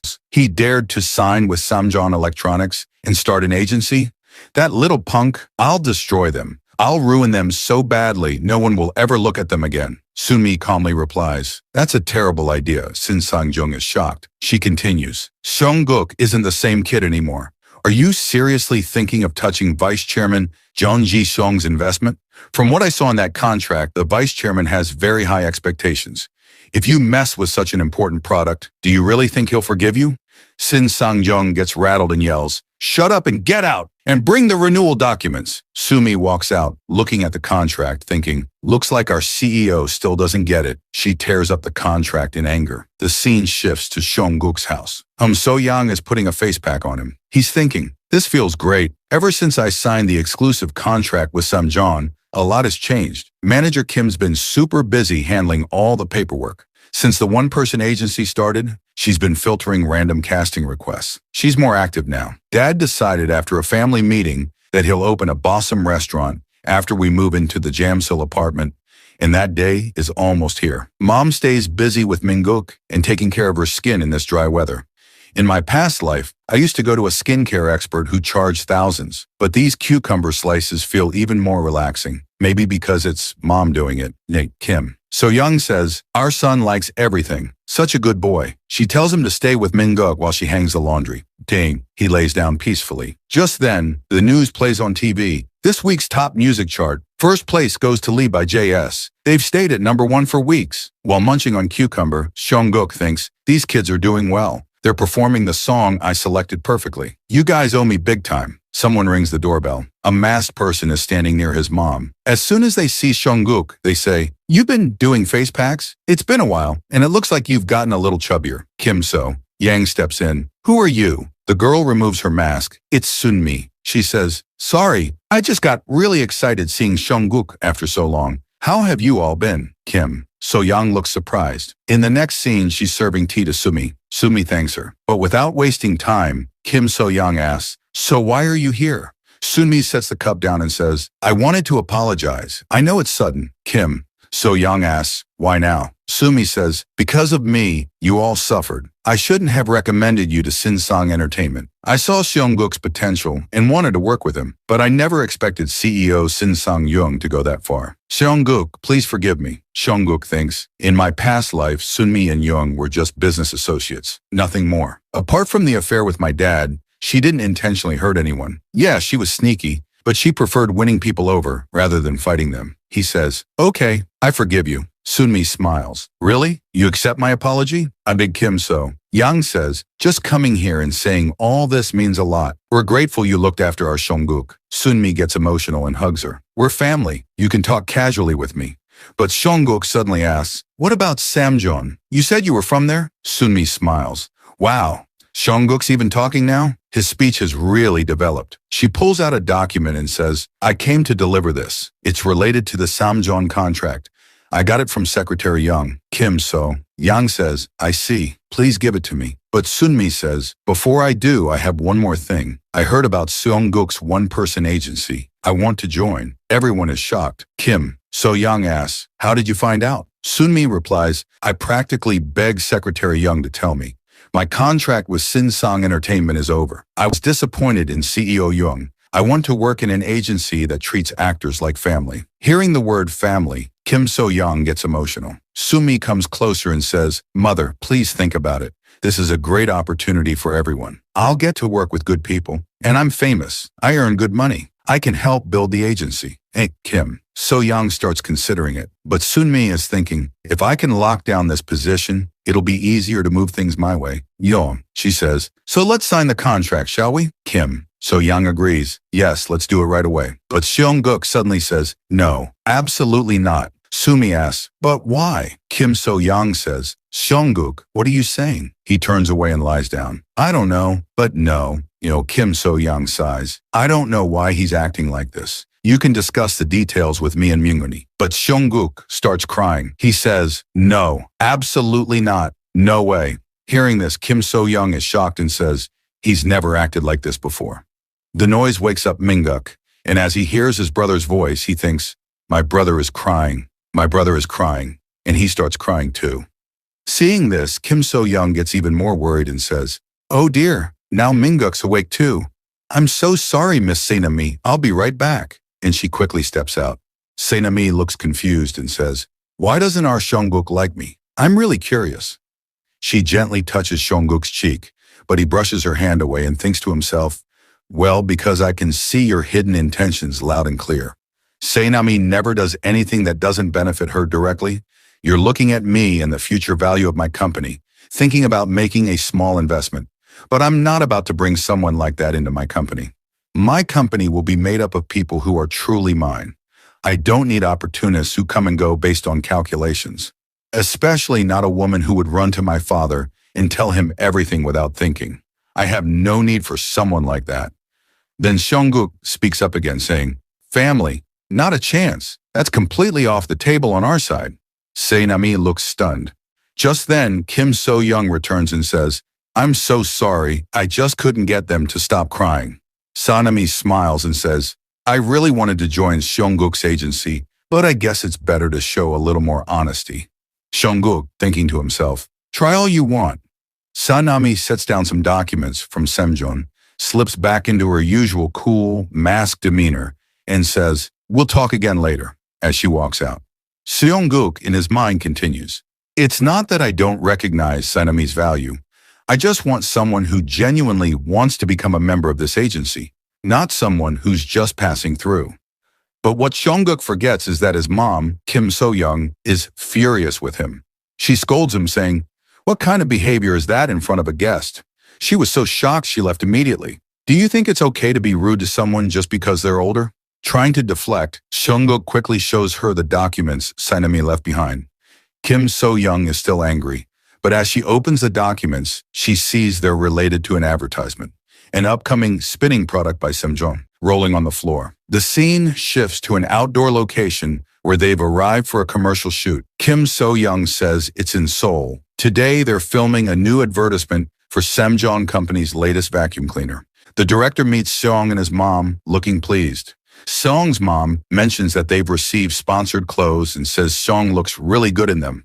But Seong thinks to himself that Petit Cochon, a brand name, actually means little pig in French, which makes him feel a little insecure about his bulky figure. Just then, the chairman's car pulls up, and with him is Semjong Company's founder, Jeon Yo-shin, Seong's grandfather. The founder tells the chairman not to think of him as an old man. He faked being sick just for the media. He's clearly unhappy about the chairman's idea for the new ad, which centers around a child actor. He believes Semjong has always produced classy and professional advertisements. The chairman tries to explain that change is necessary. He says this new ad style is trending and will help Semjong move away from its boring old image. The founder gets annoyed hearing that, but seeing the chairman's confidence, he reluctantly agrees to let him do things his way. When he sees Seong, he asks why the chairman is putting so much effort into that kid. The chairman smiles and says, he's an investment. The founder is surprised and asks what's so special about the kid. A flashback plays where the chairman is convincing Seong-mi to let Seong join their agency. Seong-mi explains it's an investment because the entertainment and advertisement industries are changing fast. These days, it's all about looking relatable and approachable. Seong is adapting his image to fit market trends, which could make him a valuable asset in the future. Back in the present, the founder watches Seong reading and is stunned when the chairman tells him Seong is only 3 years old and already knows how to read. The founder's shocked, even a bit regretful, saying that none of his grandkids are on this level and wishes Seong were his own grandson, not knowing he actually is, and even better than he imagines. Seong, in his mind, resolves to make this ad a huge success and raise his own value. That's when Zian, Ayong, and Lucas from the jazz group come running over.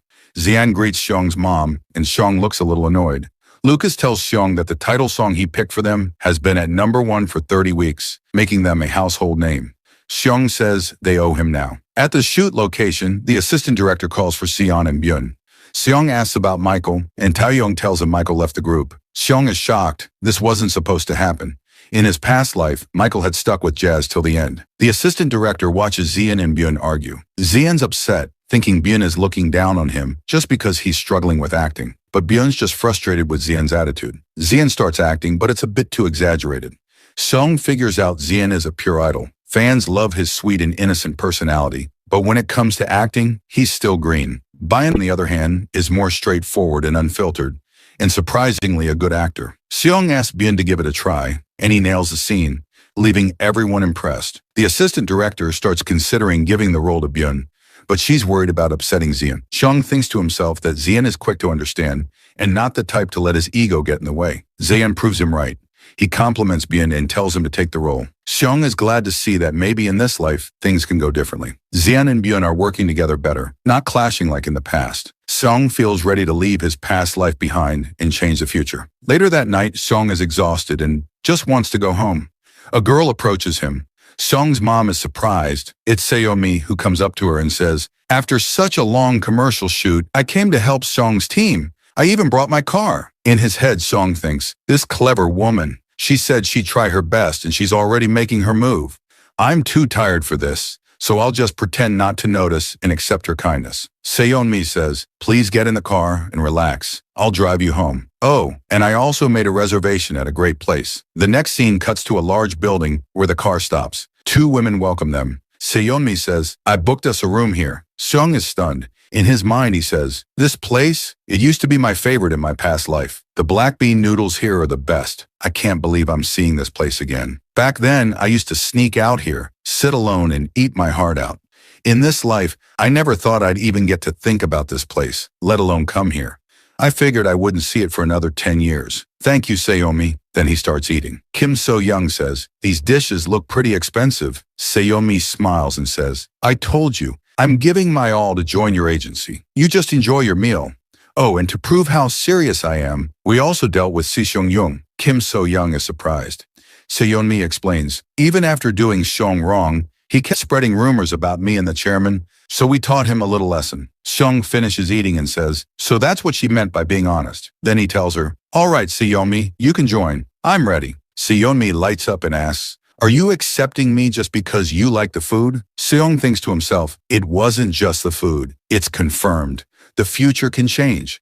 And Seomi, maybe you'll turn out better than I ever knew. Maybe you'll even become a reliable partner. Seomi smiles and tells Kim So-young, did you hear that? Seong said yes. I promise I'll work hard and be a huge help to the agency. Please let me in. Kim So-young smiles softly and says, well, I'll talk to my husband and get back to you. The scene shifts to their home. Kim So-young is telling Seong's dad, Jeon Ji-seong, about everything. He listens and says, I get it, but I'm still against it. Kim So-young asks, you're against letting Seomi join our agency? He says, think about it. We call it an agency, but we have no office, no employees. How are we supposed to manage her? Seong starts thinking, he's not wrong.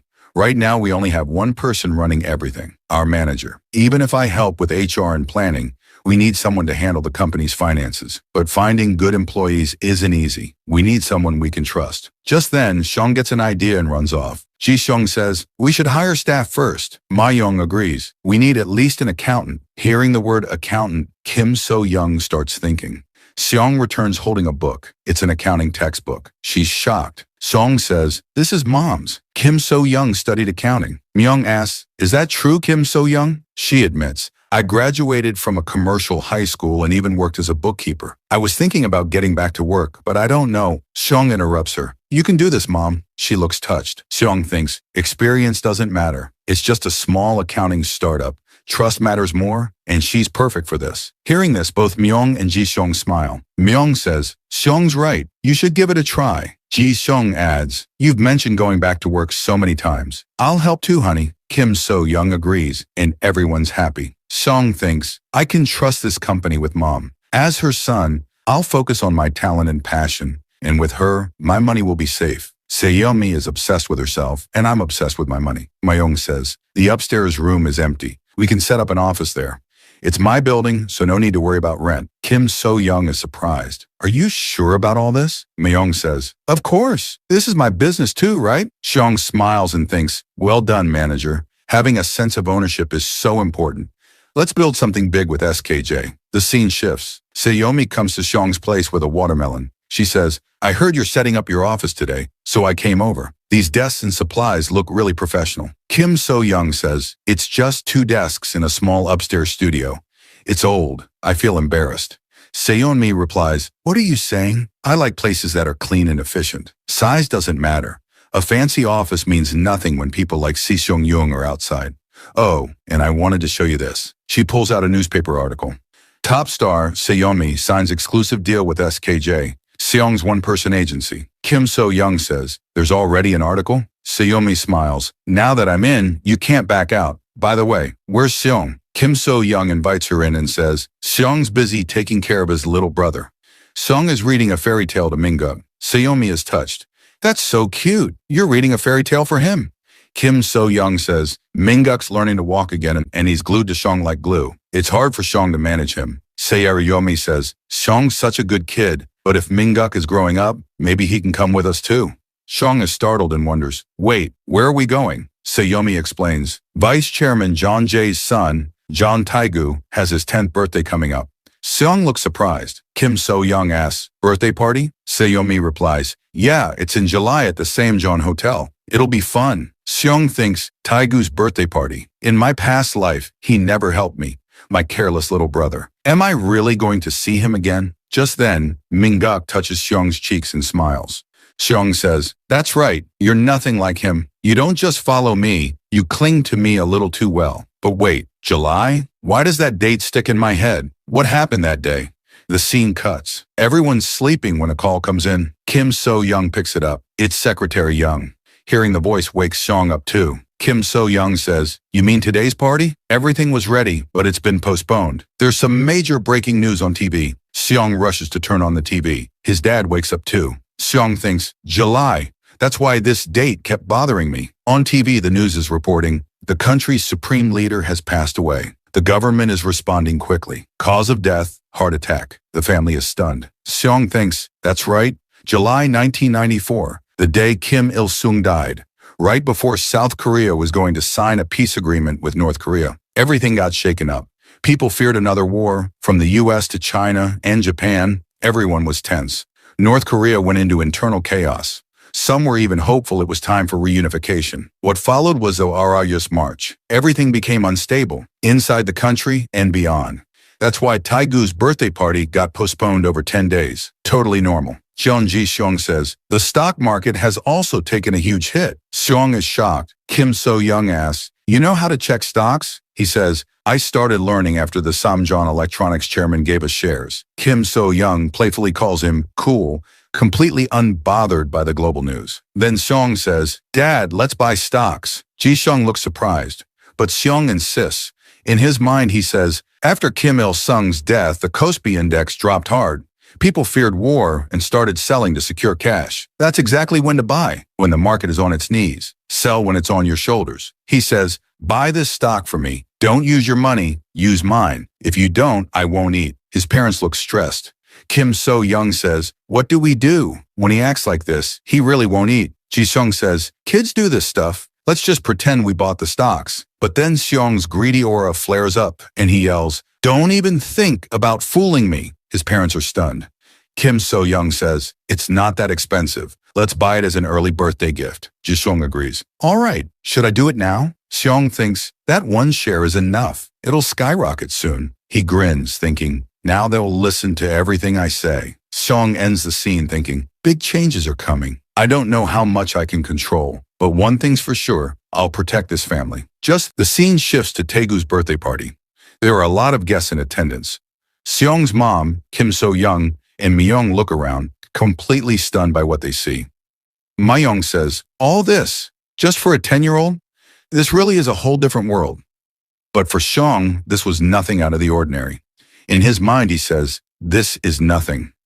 My own 10th birthday party was way more extravagant than this. There was a champagne fountain and a 10-tier cake made by a French baker. Obviously, after Kim Il-sung's death, the government's been on edge. So to avoid drawing too much attention, they really toned everything down. Just a 5-tier cake and a simple decoration setup.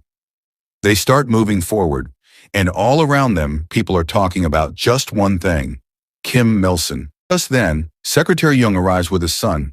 His son greets everyone and says, hello, my name is Jung Cheol-soo. Si-hyung's mother, Kim So-young, says, your son seems very mature. Si-hyung is surprised to see him and thinks to himself, Jung Cheol-soo, he was someone I really cared about in my past life. Cheol-soo says, nice to meet you, Si-hyung. Let's walk a little. Secretary Jung starts guiding Si-hyung's family to their seats, while Cheol-soo takes Si-hyung ahead. Si-hyung's mom, Kim So-young, says, it's nice that Si-hyung now has an older brother figure who'll look after him. Si-hyung thinks, well, even in my past life, he was a genuinely good kid. But then a girl passes in front of Si-hyung, and he's completely shocked.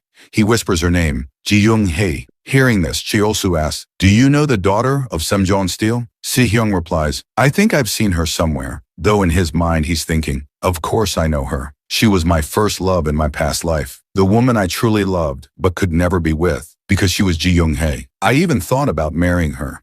But when Samjeon Steel collapsed during the IMF crisis, she accepted my father's offer. If she broke up with me, my father would support her family. She betrayed me for a bit of money. I hated her so much after that. I really resented her. I thought I only loved money, but turns out I was just a heartbroken fool. Anyway, back to Si-hyung. While watching Ji-young-hae, he thinks, now I understand.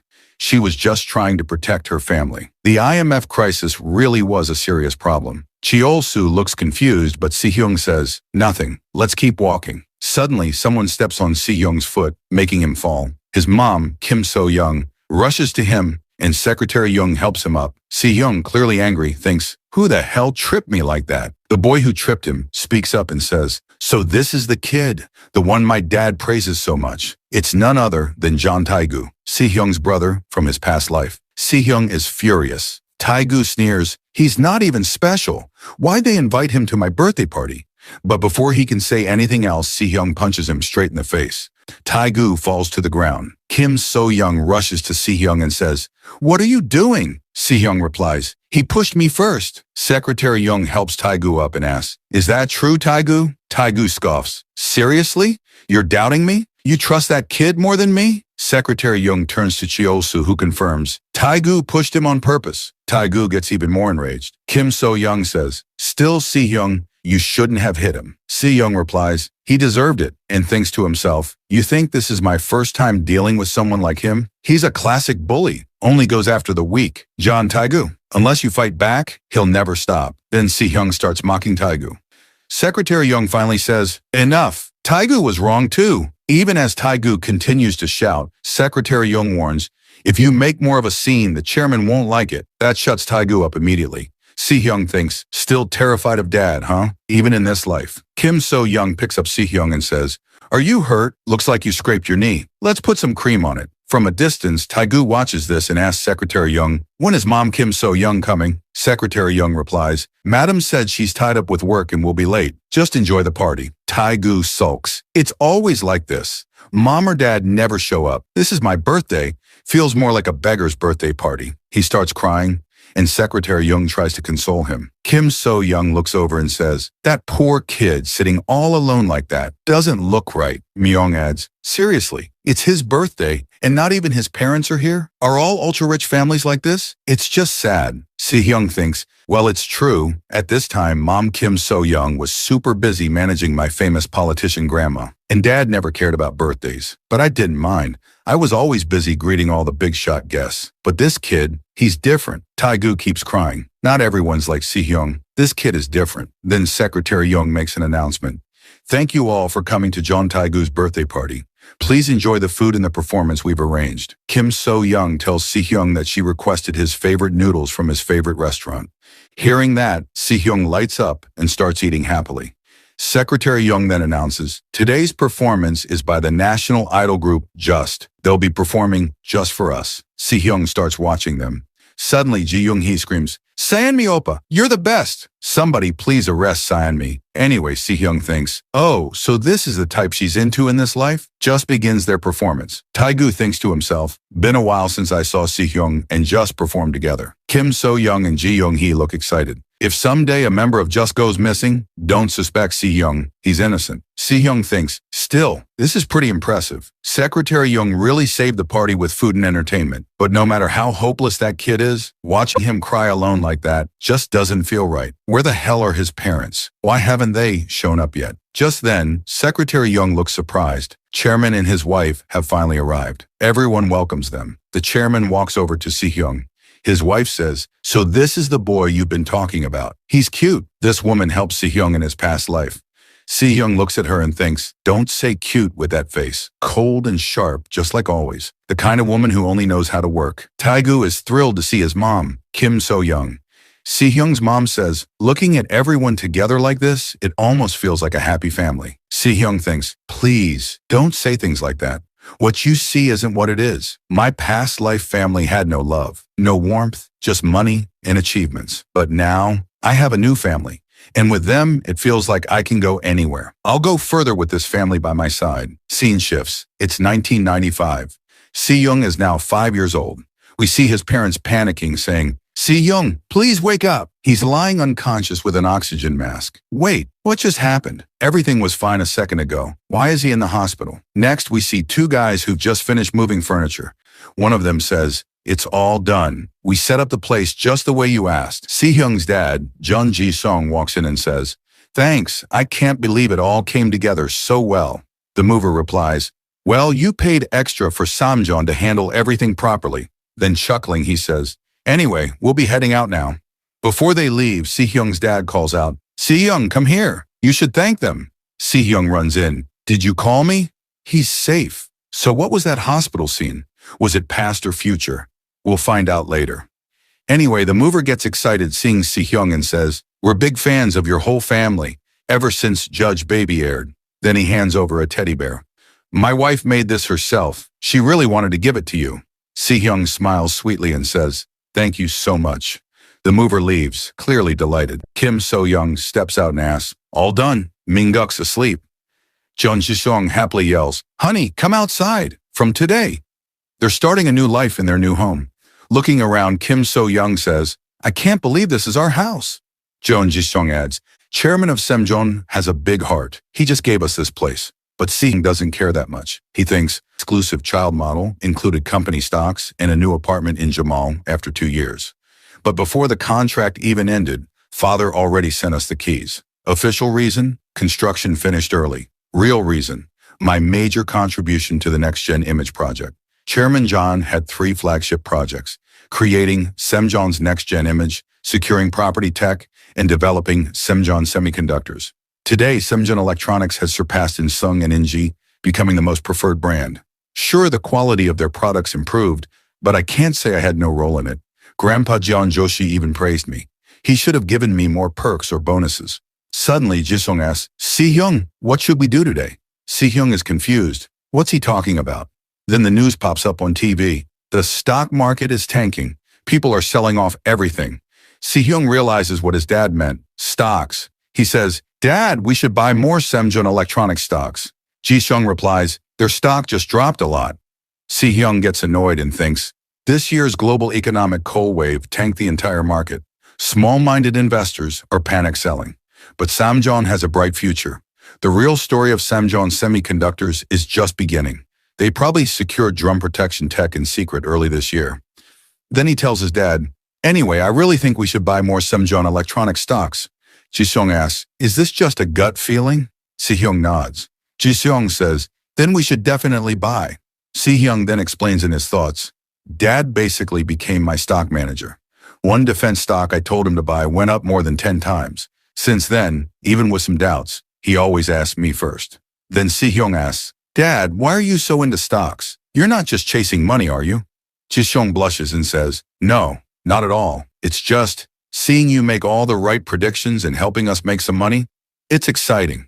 Plus, I've been thinking, if I save up enough, I can finally give your mom a proper wedding gift.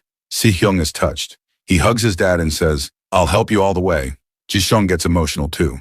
Just then, little Minguk walks in, now 3 years old, and says, brother, read me a book. Si-hyung replies, you're up? I'm kind of busy, but mom's caught up in kitchen work.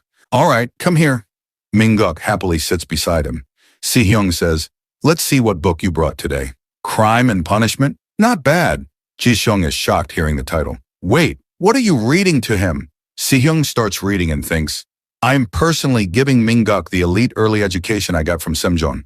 Everything from humanities to economics to multiple foreign languages. This kid has potential, unlike John Taegu, who was a total idiot. I'll train him well and turn him into someone smart and useful. Then a call comes in. Kim So-young picks up. It's Myung. She says, yes, we've completely moved in. You can visit anytime. Oh, there's a new celebrity interview today? No problem. Come when you're free. Si-hyung thinks things at SKJ are going well too. Putting Myung in charge was definitely the right call. Kim So-young continues. A new job. There's an event at the Semjon Electronics department store. The chairman will be there too.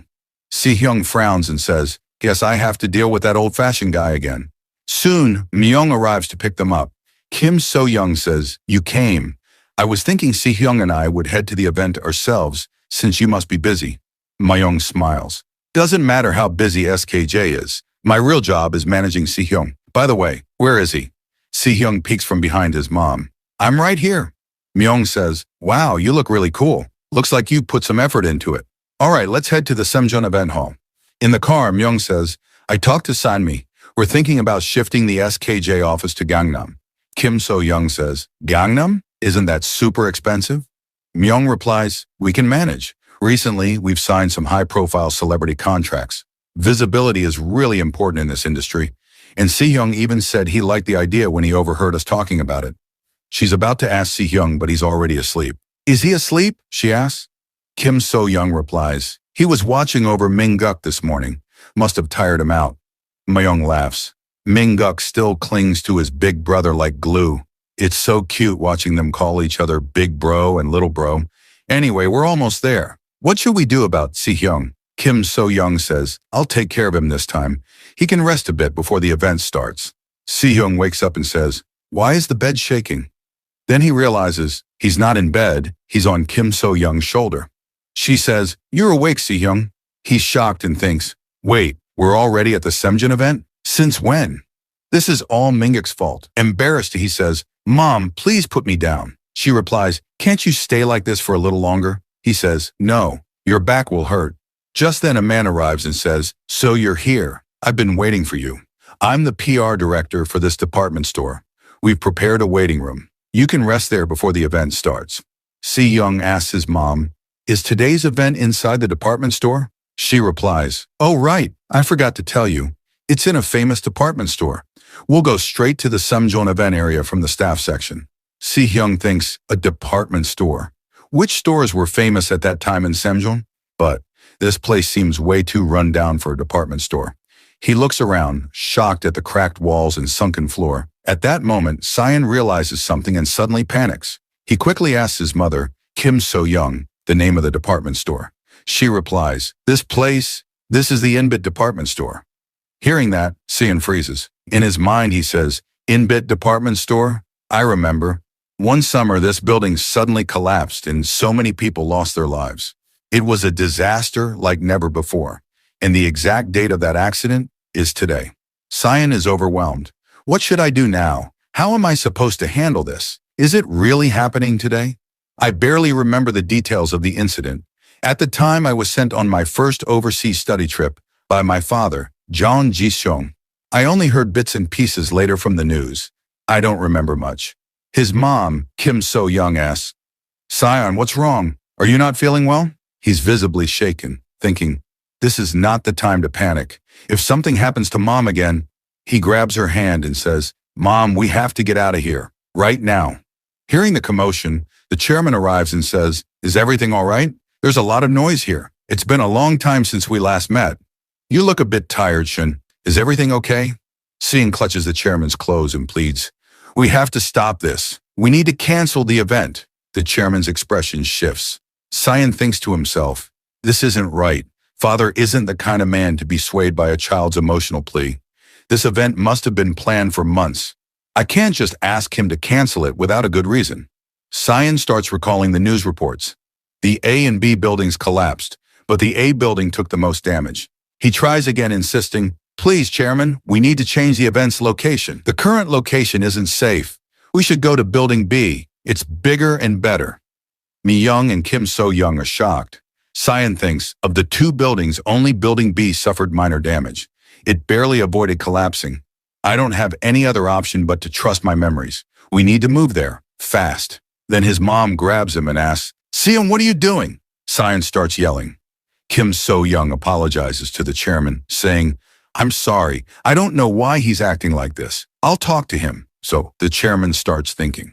Just then, Secretary Young rushes over. Chairman, there's a problem with the event hall. We see the event hall where a large crowd is gathered. The PR director is struggling to calm people down. The chairman looks at the chaos and says, things have really gotten out of hand. Secretary Young apologizes. I'm sorry, sir.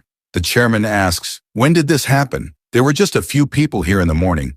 How did it get out of control so fast? He quickly understands. It makes sense. The department head tried to handle everything on his own when he heard I was coming. The PR director is crying, saying, I can't let the chairman see this. I'll lose my job.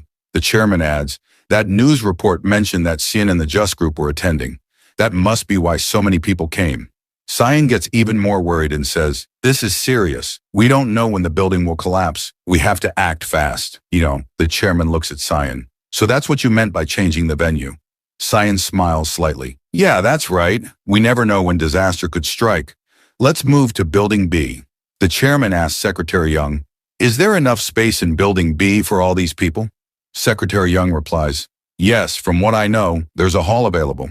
The chairman nods. All right, we'll shift everything there. But the PR director objects. Sir, that area isn't ready yet. We're activating our staff to manage the situation here. It would be best to continue as planned. Then Sion steps between them and insists, no, we have to move to Building B right away. He thinks to himself, I need to save everyone. Mom, Dad, I have to save them all. Seeing his determination, the chairman finally says, understood. Secretary Young changed the venue to Building B's hall. The PR director protests again. Chairman, the ventilation system in Building B isn't working. Neither is the air conditioning. The chairman replies, is that so? But it's still better for people to be uncomfortable from the heat and crowd than to risk dying in a fatal gas explosion. A little discomfort is better than death. He starts walking toward the hall. The PR director is in tears. Secretary Young adds, let's cooperate for now. Sion smiles, thinking, this is good. Now Mom, Dad, and everyone else will be safe. Cyan looks around and finds what he was searching for, the fire alarm. He says, now all that's left is to trigger the fire alarm. But why is there so much stuff blocking it? I can't get through. Just a little more. Suddenly his mom grabs him. Cyan, what are you doing? This is dangerous. Cyan is sweating and says, I have to sound the alarm. We need to evacuate everyone. He thinks, what is this? I can't breathe. My head is spinning, and collapses. Kim So-young panics. Someone help! Cyan passed out. The chairman rushes over. What happened? She cries. He just suddenly fainted. His whole body feels like it's burning up. The chairman picks Cyan up. We need to get him to the hospital. I'll take him myself. Secretary Young, call an ambulance. Cyan briefly opens his eyes and thinks, no, I have to save everyone, and loses consciousness again. They rush him to the hospital. A doctor asks, what's the patient's condition? A nurse replies, he has a high fever. Kim So-young starts crying. Ma-young comforts her. The chairman yells, where's the hospital head? A nurse, recognizing him, says, Chairman, I'll call him right away. Later in the hospital room, Cyan opens his eyes. Where am I? A hospital? His mom is beside him. He wakes her up. Mom, what happened? Where are we? Just then a news report plays, continuing coverage. Around 7 p.m., the fifth survivor was pulled alive from the rubble of Inbit department store. Over 100 casualties have already been confirmed. Authorities say they'll do everything possible to save more lives. Seeing him awake, Kim So-young hugs him and cries, Cyan, do you even know how scared I was? She hugs him tightly. Cyan asks, What is all this? We see his hospital room filled with gifts. His father, Jeon Ji-seong, is crying and shouts, You have any idea? All of this was sent by your fans. When they heard you fainted and were unconscious for 3 days, they were shocked. Cyan thinks, 3 days. I've been unconscious for 3 days? The doctor arrives and says, there's nothing to worry about. The boy is perfectly healthy. He just collapsed from stress. Minguk hugs him. Big bro, don't get sick again. The doctor adds, please take care of him and make sure he doesn't get too stressed. Jeon Ji-seong thanks the doctor. Mi-young says, good thing it wasn't serious. The family surrounds Cyan. His dad says, don't ever pass out again. Always stay healthy, my son. Seeing their love, tears fill Shin's eyes. He thinks, Mom, Dad, Minguk, I'm so sorry for worrying you all. Then Shin asks his mom, did something bad happen? She looks troubled and says, there was an accident. Actually, a very big one. Shin blacks out again. We see a news report. Following the collapse of Inbit department store last Monday, questions are being raised about the building's low-quality construction. Watching the TV, Cyan thinks, so, it finally happened. The great disaster. Over 300 casualties have been reported. I couldn't change anything. I really wanted to stop that disaster. But did I really have no way? Was this all I could do? Is this all John Xian was capable of? Seeing him upset, Kim So-young walks over. Cyan, I don't know what's going through your head, but because of you, we were able to move the event hall in time. That saved a lot of people. She continues. Even the chairman said he's thankful to you. Cyan thinks Father is safe too. She adds, thanks to you, I and Mi-young Uni survived that accident. I'm so proud of you, Cyan. Hearing that, Cyan gets emotional. Tears roll down his cheeks as he thinks, so that's what it is. I couldn't stop the disaster, but maybe I changed the future a little. As much as I could. Cyan hugs his mother and breaks into tears. Meanwhile, Mi-young makes a phone call. Cyan's awake now. Thank you for covering the VIP room and hospital bills. On the other end, Secretary Young stands beside the chairman. Chairman, Cyan has regained consciousness. The chairman asks, how is he? Secretary Young replies, according to the test results, he's perfectly healthy. When the chairman says, good, publish the article. Say that Samjin takes full responsibility and will personally lead all recovery efforts along with Cyan. Also, buy a fruit basket for him and go visit personally. If anything urgent comes up, contact me immediately. Secretary Young nods and leaves. The chairman thinks to himself, Cyan really is a strange kid. That day, not just me and Secretary Young, but many senior executives from Samjun were supposed to be at that event. If we hadn't listened to him, we could have died, and so would have Just and the other guests. It would have been catastrophic for Samjun. The company's stability would have collapsed. It's like, he's really my own son, he continues. His intelligence is far too advanced for a 5-year-old. Sometimes he does things that words can't explain. I need to know more. Just who is this child? And how is he connected to me? The scene shifts to a small house deep in the woods. A car pulls up. An old woman speaks to the chairman. You secretly hired people to get someone else's child's horoscope, didn't you? So this is the child. The chairman replies, yes, that's him, John Seon. He's quite famous. She says, I don't watch TV. I wouldn't know. He adds, anyway, I want to know how the child's abilities match up with me and the Samjin Corporation. I want his horoscope reading.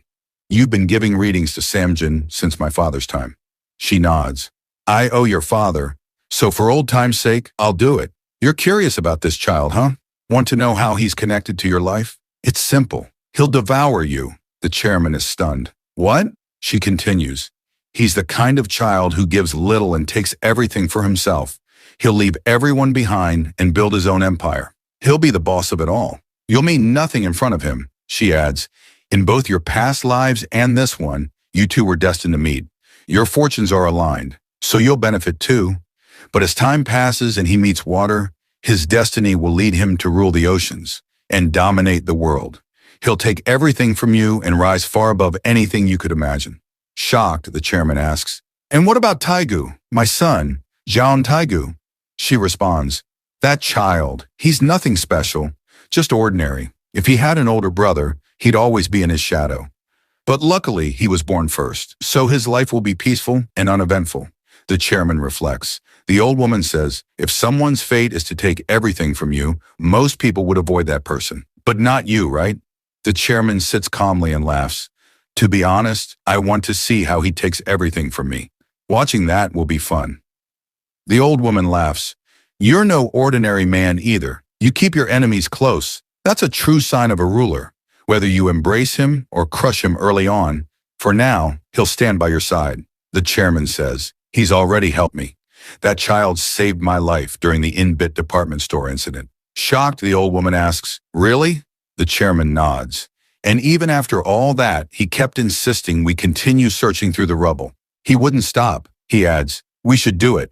And I want to see for myself if he'll truly stand by my side. Then he takes out his phone and calls someone. Yes, founder. I called you to discuss something important. He's calling his father, founder John Yoshin. The scene shifts to Xiong's apartment, where the news is playing on the TV. Breaking news. The Samjong Group continues to lead rescue efforts at the collapsed in-bit department store. It's been 10 days since the incident. While many believed there were no more survivors, just now, the 13th survivor has been found alive. The government has expressed its gratitude to Samjong Group for continuing the search. Hearing this, Xiong's family is overjoyed. His mom, Kim So-young, says, Xiong, just like you said, there really were more survivors. Xiong, thinking to himself, says, I'm glad to hear that. In my previous life, the rescue operation ended way too early. That's why the 13th survivor wasn't found alive back then. I remember how much backlash there was because of the short rescue period. But this time, that person being found alive, that's real luck.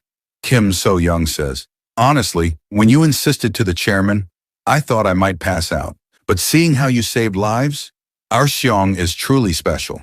Then his dad, John Ji-xiong, adds, and you donated to the victims, just like you said you would, 4 million won.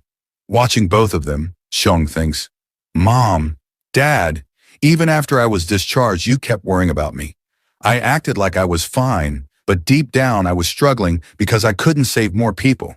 That's why I kept blacking out, and it made them worry more. But now, it's time. I need to put their worries to rest. Xiong speaks up. Thank you, Mom. Thank you, Dad. His dad replies, that's right, my son. You thought about helping others. I'm proud of you. Xiong turns to his mom and says, Mom, now that I'm better, I want to start working. Kim So-young responds, already? But you can still rest a bit. I think a kid your age should focus more on playing and enjoying life.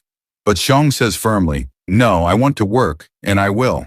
His parents look at each other and say, well, he's made up his mind. There's nothing we can do. Let him do what he wants. Xiong thinks to himself, I have to work, because soon, the scene shifts to a commercial shoot where Sae-mi and Xiong are working. Sae-mi suddenly shouts, what did you just say? Samjong's exclusive contract isn't going to be renewed? The director chimes in, ma'am, please focus here. Sae-mi apologizes and returns to shooting the commercial for a new Samjong product. After a short break is called, we move to the waiting room. Sae-nami looks at Seong and asks, "What do you mean? I know the exclusive contract's almost up, but why won't it be renewed?" Samjong doesn't want to continue. Seong calmly replies, "It's the right move for me." Inside, he's thinking, "I never aimed to be a celebrity. I only worked as a child actor because kids don't have many options to make money. But now I've saved up enough. It's time for me to walk my own path, to build a top-tier company of my own." Sae-nami nods. Yeah, businessmen should do business. I'm not really sure what that means, but I guess it's not a bad decision. Why do I keep treating you like a kid? You're doing things grown-ups can't even manage. Thinking to herself, she adds, "Being Sae-jong's exclusive model gives you insane fame and money, and you're just walking away from that." She then says out loud, "But whatever you choose, you're gonna crush it." Seong smirks. "Of course." She asks, "Did you talk to your manager and everyone else about this?" Seong nods. Sae-nami thinks, "He's not joking, is he?" Suddenly, someone knocks on the door. It's the director. Sae-nami asks, "Director, is break time over already?" But then more people appear behind him, and the director says, "Actually, ma'am, someone's here to see Seong." These people enter, and Seong is visibly surprised. Among them is none other than the chairman, who looks at Seong and says, "Seong, I heard you're free after this shoot today." Seong nods. Then the chairman says, "So, will you have dinner with me?" He picks up Cyan in his arms, to which Cyan replies, "I can walk by myself." Hearing that, the chairman smiles and says, "Don't you like it when I carry you?"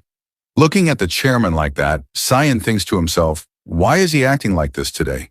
Is he trying to sweet-talk me into something? Maybe he's planning to sell me off or something." Cyan starts getting suspicious of the chairman. Just then, Xiaomi walks in and says, "Well, I'll be going now, Chairman. Even if it was for a short while, it was nice to see you." Cyan feels something's off between the two of them and thinks, "What's going on here? And why is she talking like that?" Then the chairman says, "If it's you, I know you'll understand everything eventually." Xiaomi, with a small smile, replies, "I knew from the beginning that this relationship would end someday. Once you become the owner of Samjong, this will be for the best. You should remove anything that could become a rumor later." The chairman has officially broken up with Seonmi. Seeing this, Seon thinks, "Now I remember. There was a time when Seonmi left my father's life. That's when they ended their relationship, probably to avoid any scandals once my dad became the owner of Samjong." As Seonmi walks away, she says, "Goodbye, Seon. See you later." Watching her go, Seon thinks, she left just like that. No hesitation at all. "Seonmi, you really are something." Then the chairman says, "All right, Cyan, let's go." Cyan gets nervous and thinks, "Where are we even going?" The scene shifts. We see a large building. It's a restaurant. And not just any restaurant. It's Cyan's favorite one. Cyan lights up and says, "Wait, this is my favorite Chinese restaurant." Just then, he hears someone call his name. He turns around, and it's his mom and dad.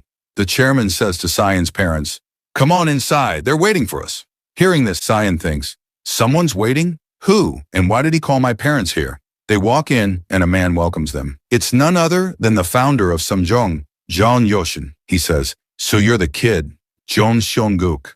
Dishes start coming out one after the other, and the staff says, "Please enjoy your meal." Cyan's eyes light up when he sees his favorite dishes. Jeon Yoshin laughs and says, "Go on, dig in. You must be starving after coming all this way. Don't hold back. Eat as much as you want." Cyan's parents start eating, but they look uneasy. They're wondering why they were called here in the first place. Cyan glances at the founder and thinks, eating with the founder of Samjong. It's a little awkward. But hey, these are my favorite noodles. I don't care even if he kicks me out of the company. And with that, Cyan starts eating. Founder Jeon Yoshin laughs and says, "Haha, you're really eating with your heart." Cyan thinks seriously, what's going on here? Why is the founder of Samjong, Grandpa himself, suddenly here? He built this company from scratch. Even my dad bows to him, and I've always respected him. So why show up like this out of nowhere? Then the founder turns to Cyan's dad and says, "You're not eating much. You don't like the food?" Cyan's dad replies, "No, it's great, but more important than the food, I want to know why we're here." No one says anything for a moment.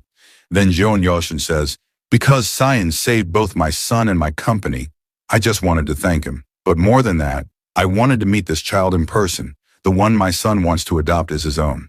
Cyan is completely shocked. what is happening right now? His dad is stunned and asks, what do you mean by that?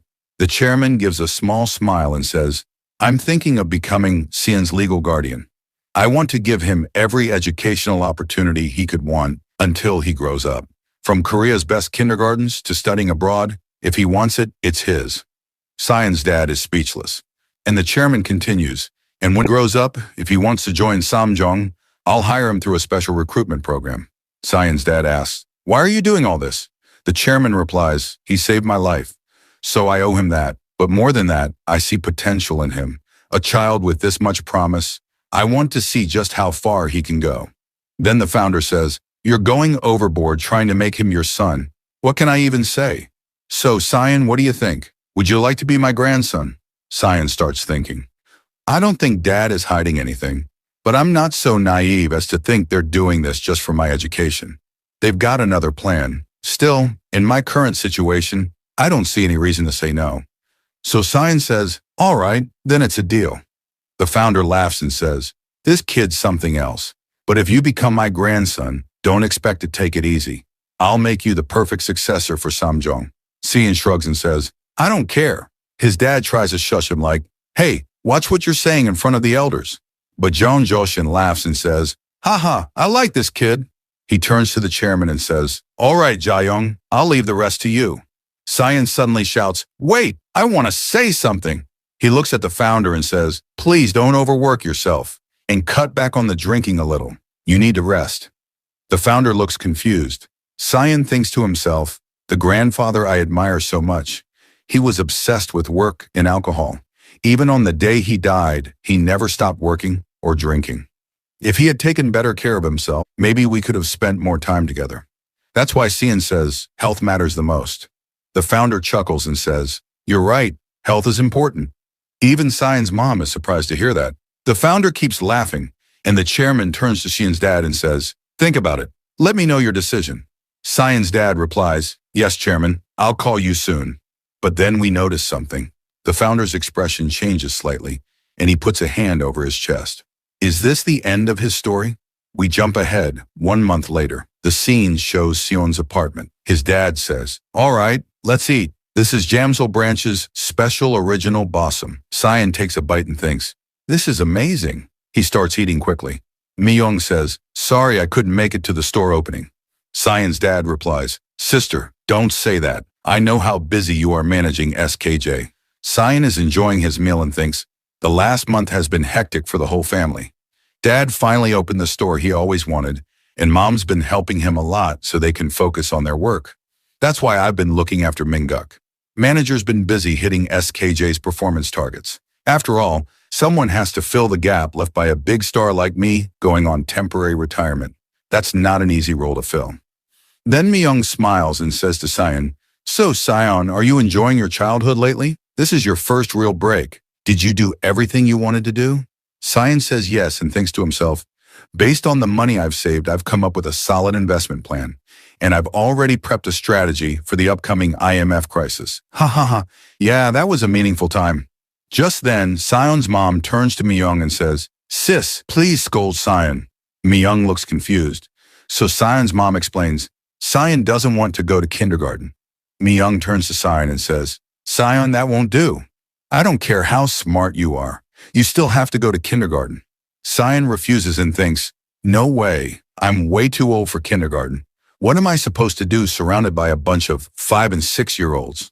We see a funny panel where Sion, in his older form, is sitting in class and a kid looks at him and asks, who are you, mister? Sion thinks, I've got way too much going on to waste time on stuff like this. He then shouts, I'm not going to kindergarten. I can study on my own. Just then, there's a knock at the door. Sion's mom goes to answer it, and it's Secretary Young. Oh, Secretary Young, you came all of a sudden, but you're here at just the right time, she says. Sion starts wondering, why did Secretary Young suddenly show up? We then see Secretary Young. His expression looks dark and serious. Sion thinks, why does he look like that? Secretary Young pulls out a letter and, tearing up, says, I came to deliver some news. The letter is an invitation to the funeral of founder Jeon Yushin.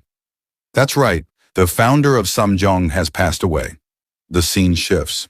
Now the news is everywhere. Good morning. We've just received word that the founder and chairman of Samjong, Jeon Yoshin, passed away suddenly 2 days ago in the early morning. His final farewell will be held at the Central Funeral Hall of Seoul Sam Hospital. Cause of death has been reported as a heart attack. Chairman Jeon Yoshin had a history of heart problems. Secretary Young turns off the TV.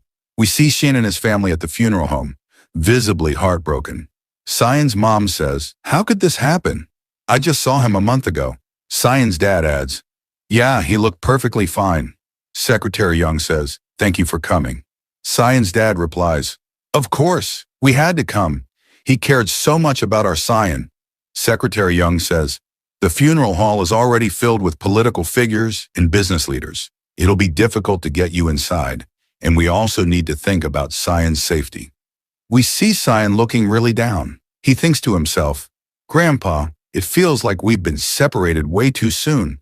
I told you, didn't I, that you should cut back on drinking and working so much. Now I understand. This drive I have to take my work so seriously, I got that from you." Tears start forming in his eyes. Secretary Young says, "We should head out now, Cyan." Cyan nods. "Yeah, let's go." Secretary Young turns to Cyan's parents and says, "I'll take Cyan with me. We'll be back soon." Cyan's mom replies, "Of course, and please tell the chairman we were truly saddened to hear this news." Secretary Young leaves with Cyan, most likely heading to meet the chairman. Cyan thinks Secretary Young, who brought the news of my grandfather's passing, also said my father wants to meet me. But why? He's already dealing with so much. Secretary Young brings Cyan to the chairman and says, "Chairman, I've brought Cyan." Cyan walks up. The chairman is sitting quietly, deep in thought. Am I really taking on all this responsibility just because I'm now the director? He wonders, even before the scent of the funeral flowers has faded. Cyan asks, "Chairman, are you okay?" The chairman gives a small smile and says, "Are you trying to comfort me?" Cyan thinks to himself, "Yeah, you're not the type to accept comfort, but still, you look really tired." The chairman is surprised by this and says, "You're right, it's tough. Doing something I've never done in my life. Calling a child to the funeral hall just so I could see his face one last time." He stands up and continues, "If I could say something lighthearted, I guess now this is my responsibility. I have to carry on my father's legacy. I have to pass it on fully to the next generation, to a successor who can handle this empire." Cyan is stunned and shouts, "What do you mean?" The chairman asks, "Would you accept this sponsorship?" Cyan replies, "But my mom and dad haven't said anything yet." The chairman says, "I'm asking you, what's your opinion?" "Well," Cyan answers, "My opinion? Then I accept it." The chairman says, "Good, then start preparing next month.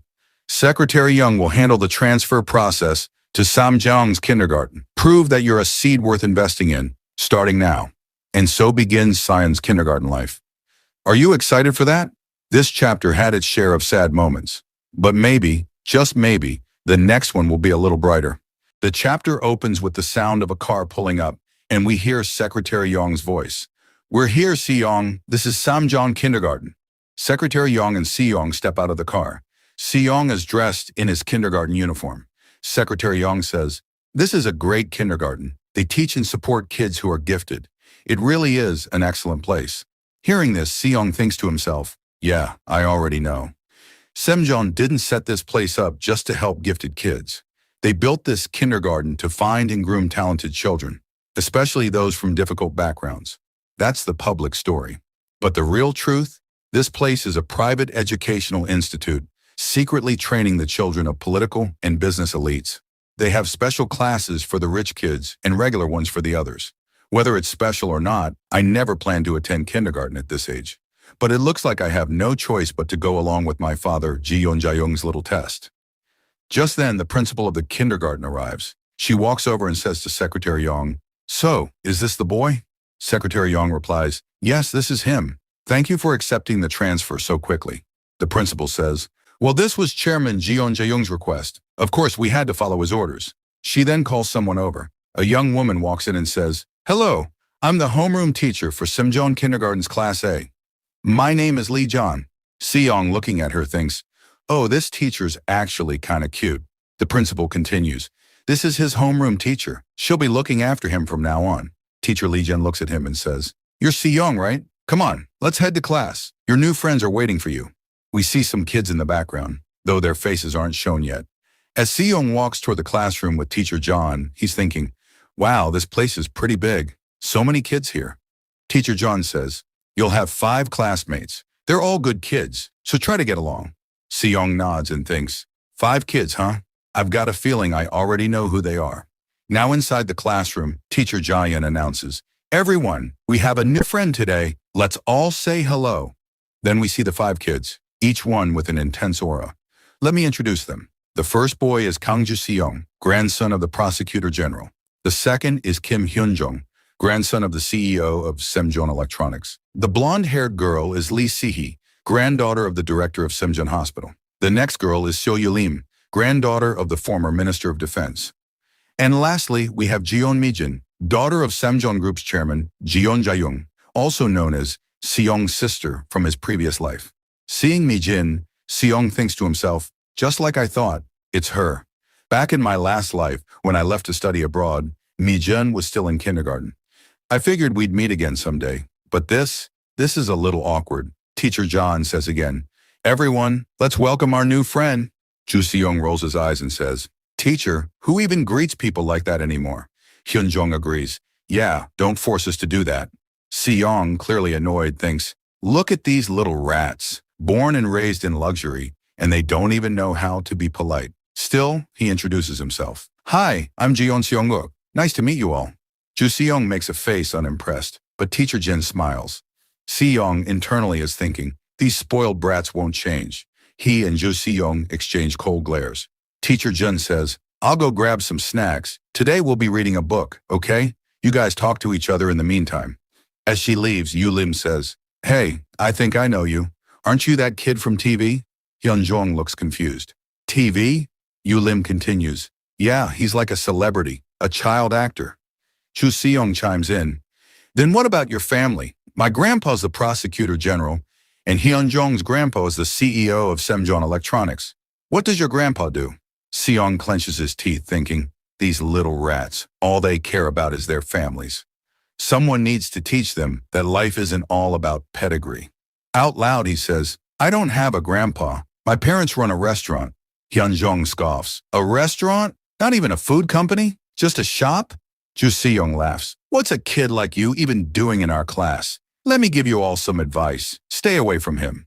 Just as they're about to keep trash-talking him, Mi-jin speaks up. I like him. She walks over to Seong, hugs him and says, hi Seong, I saw you on TV.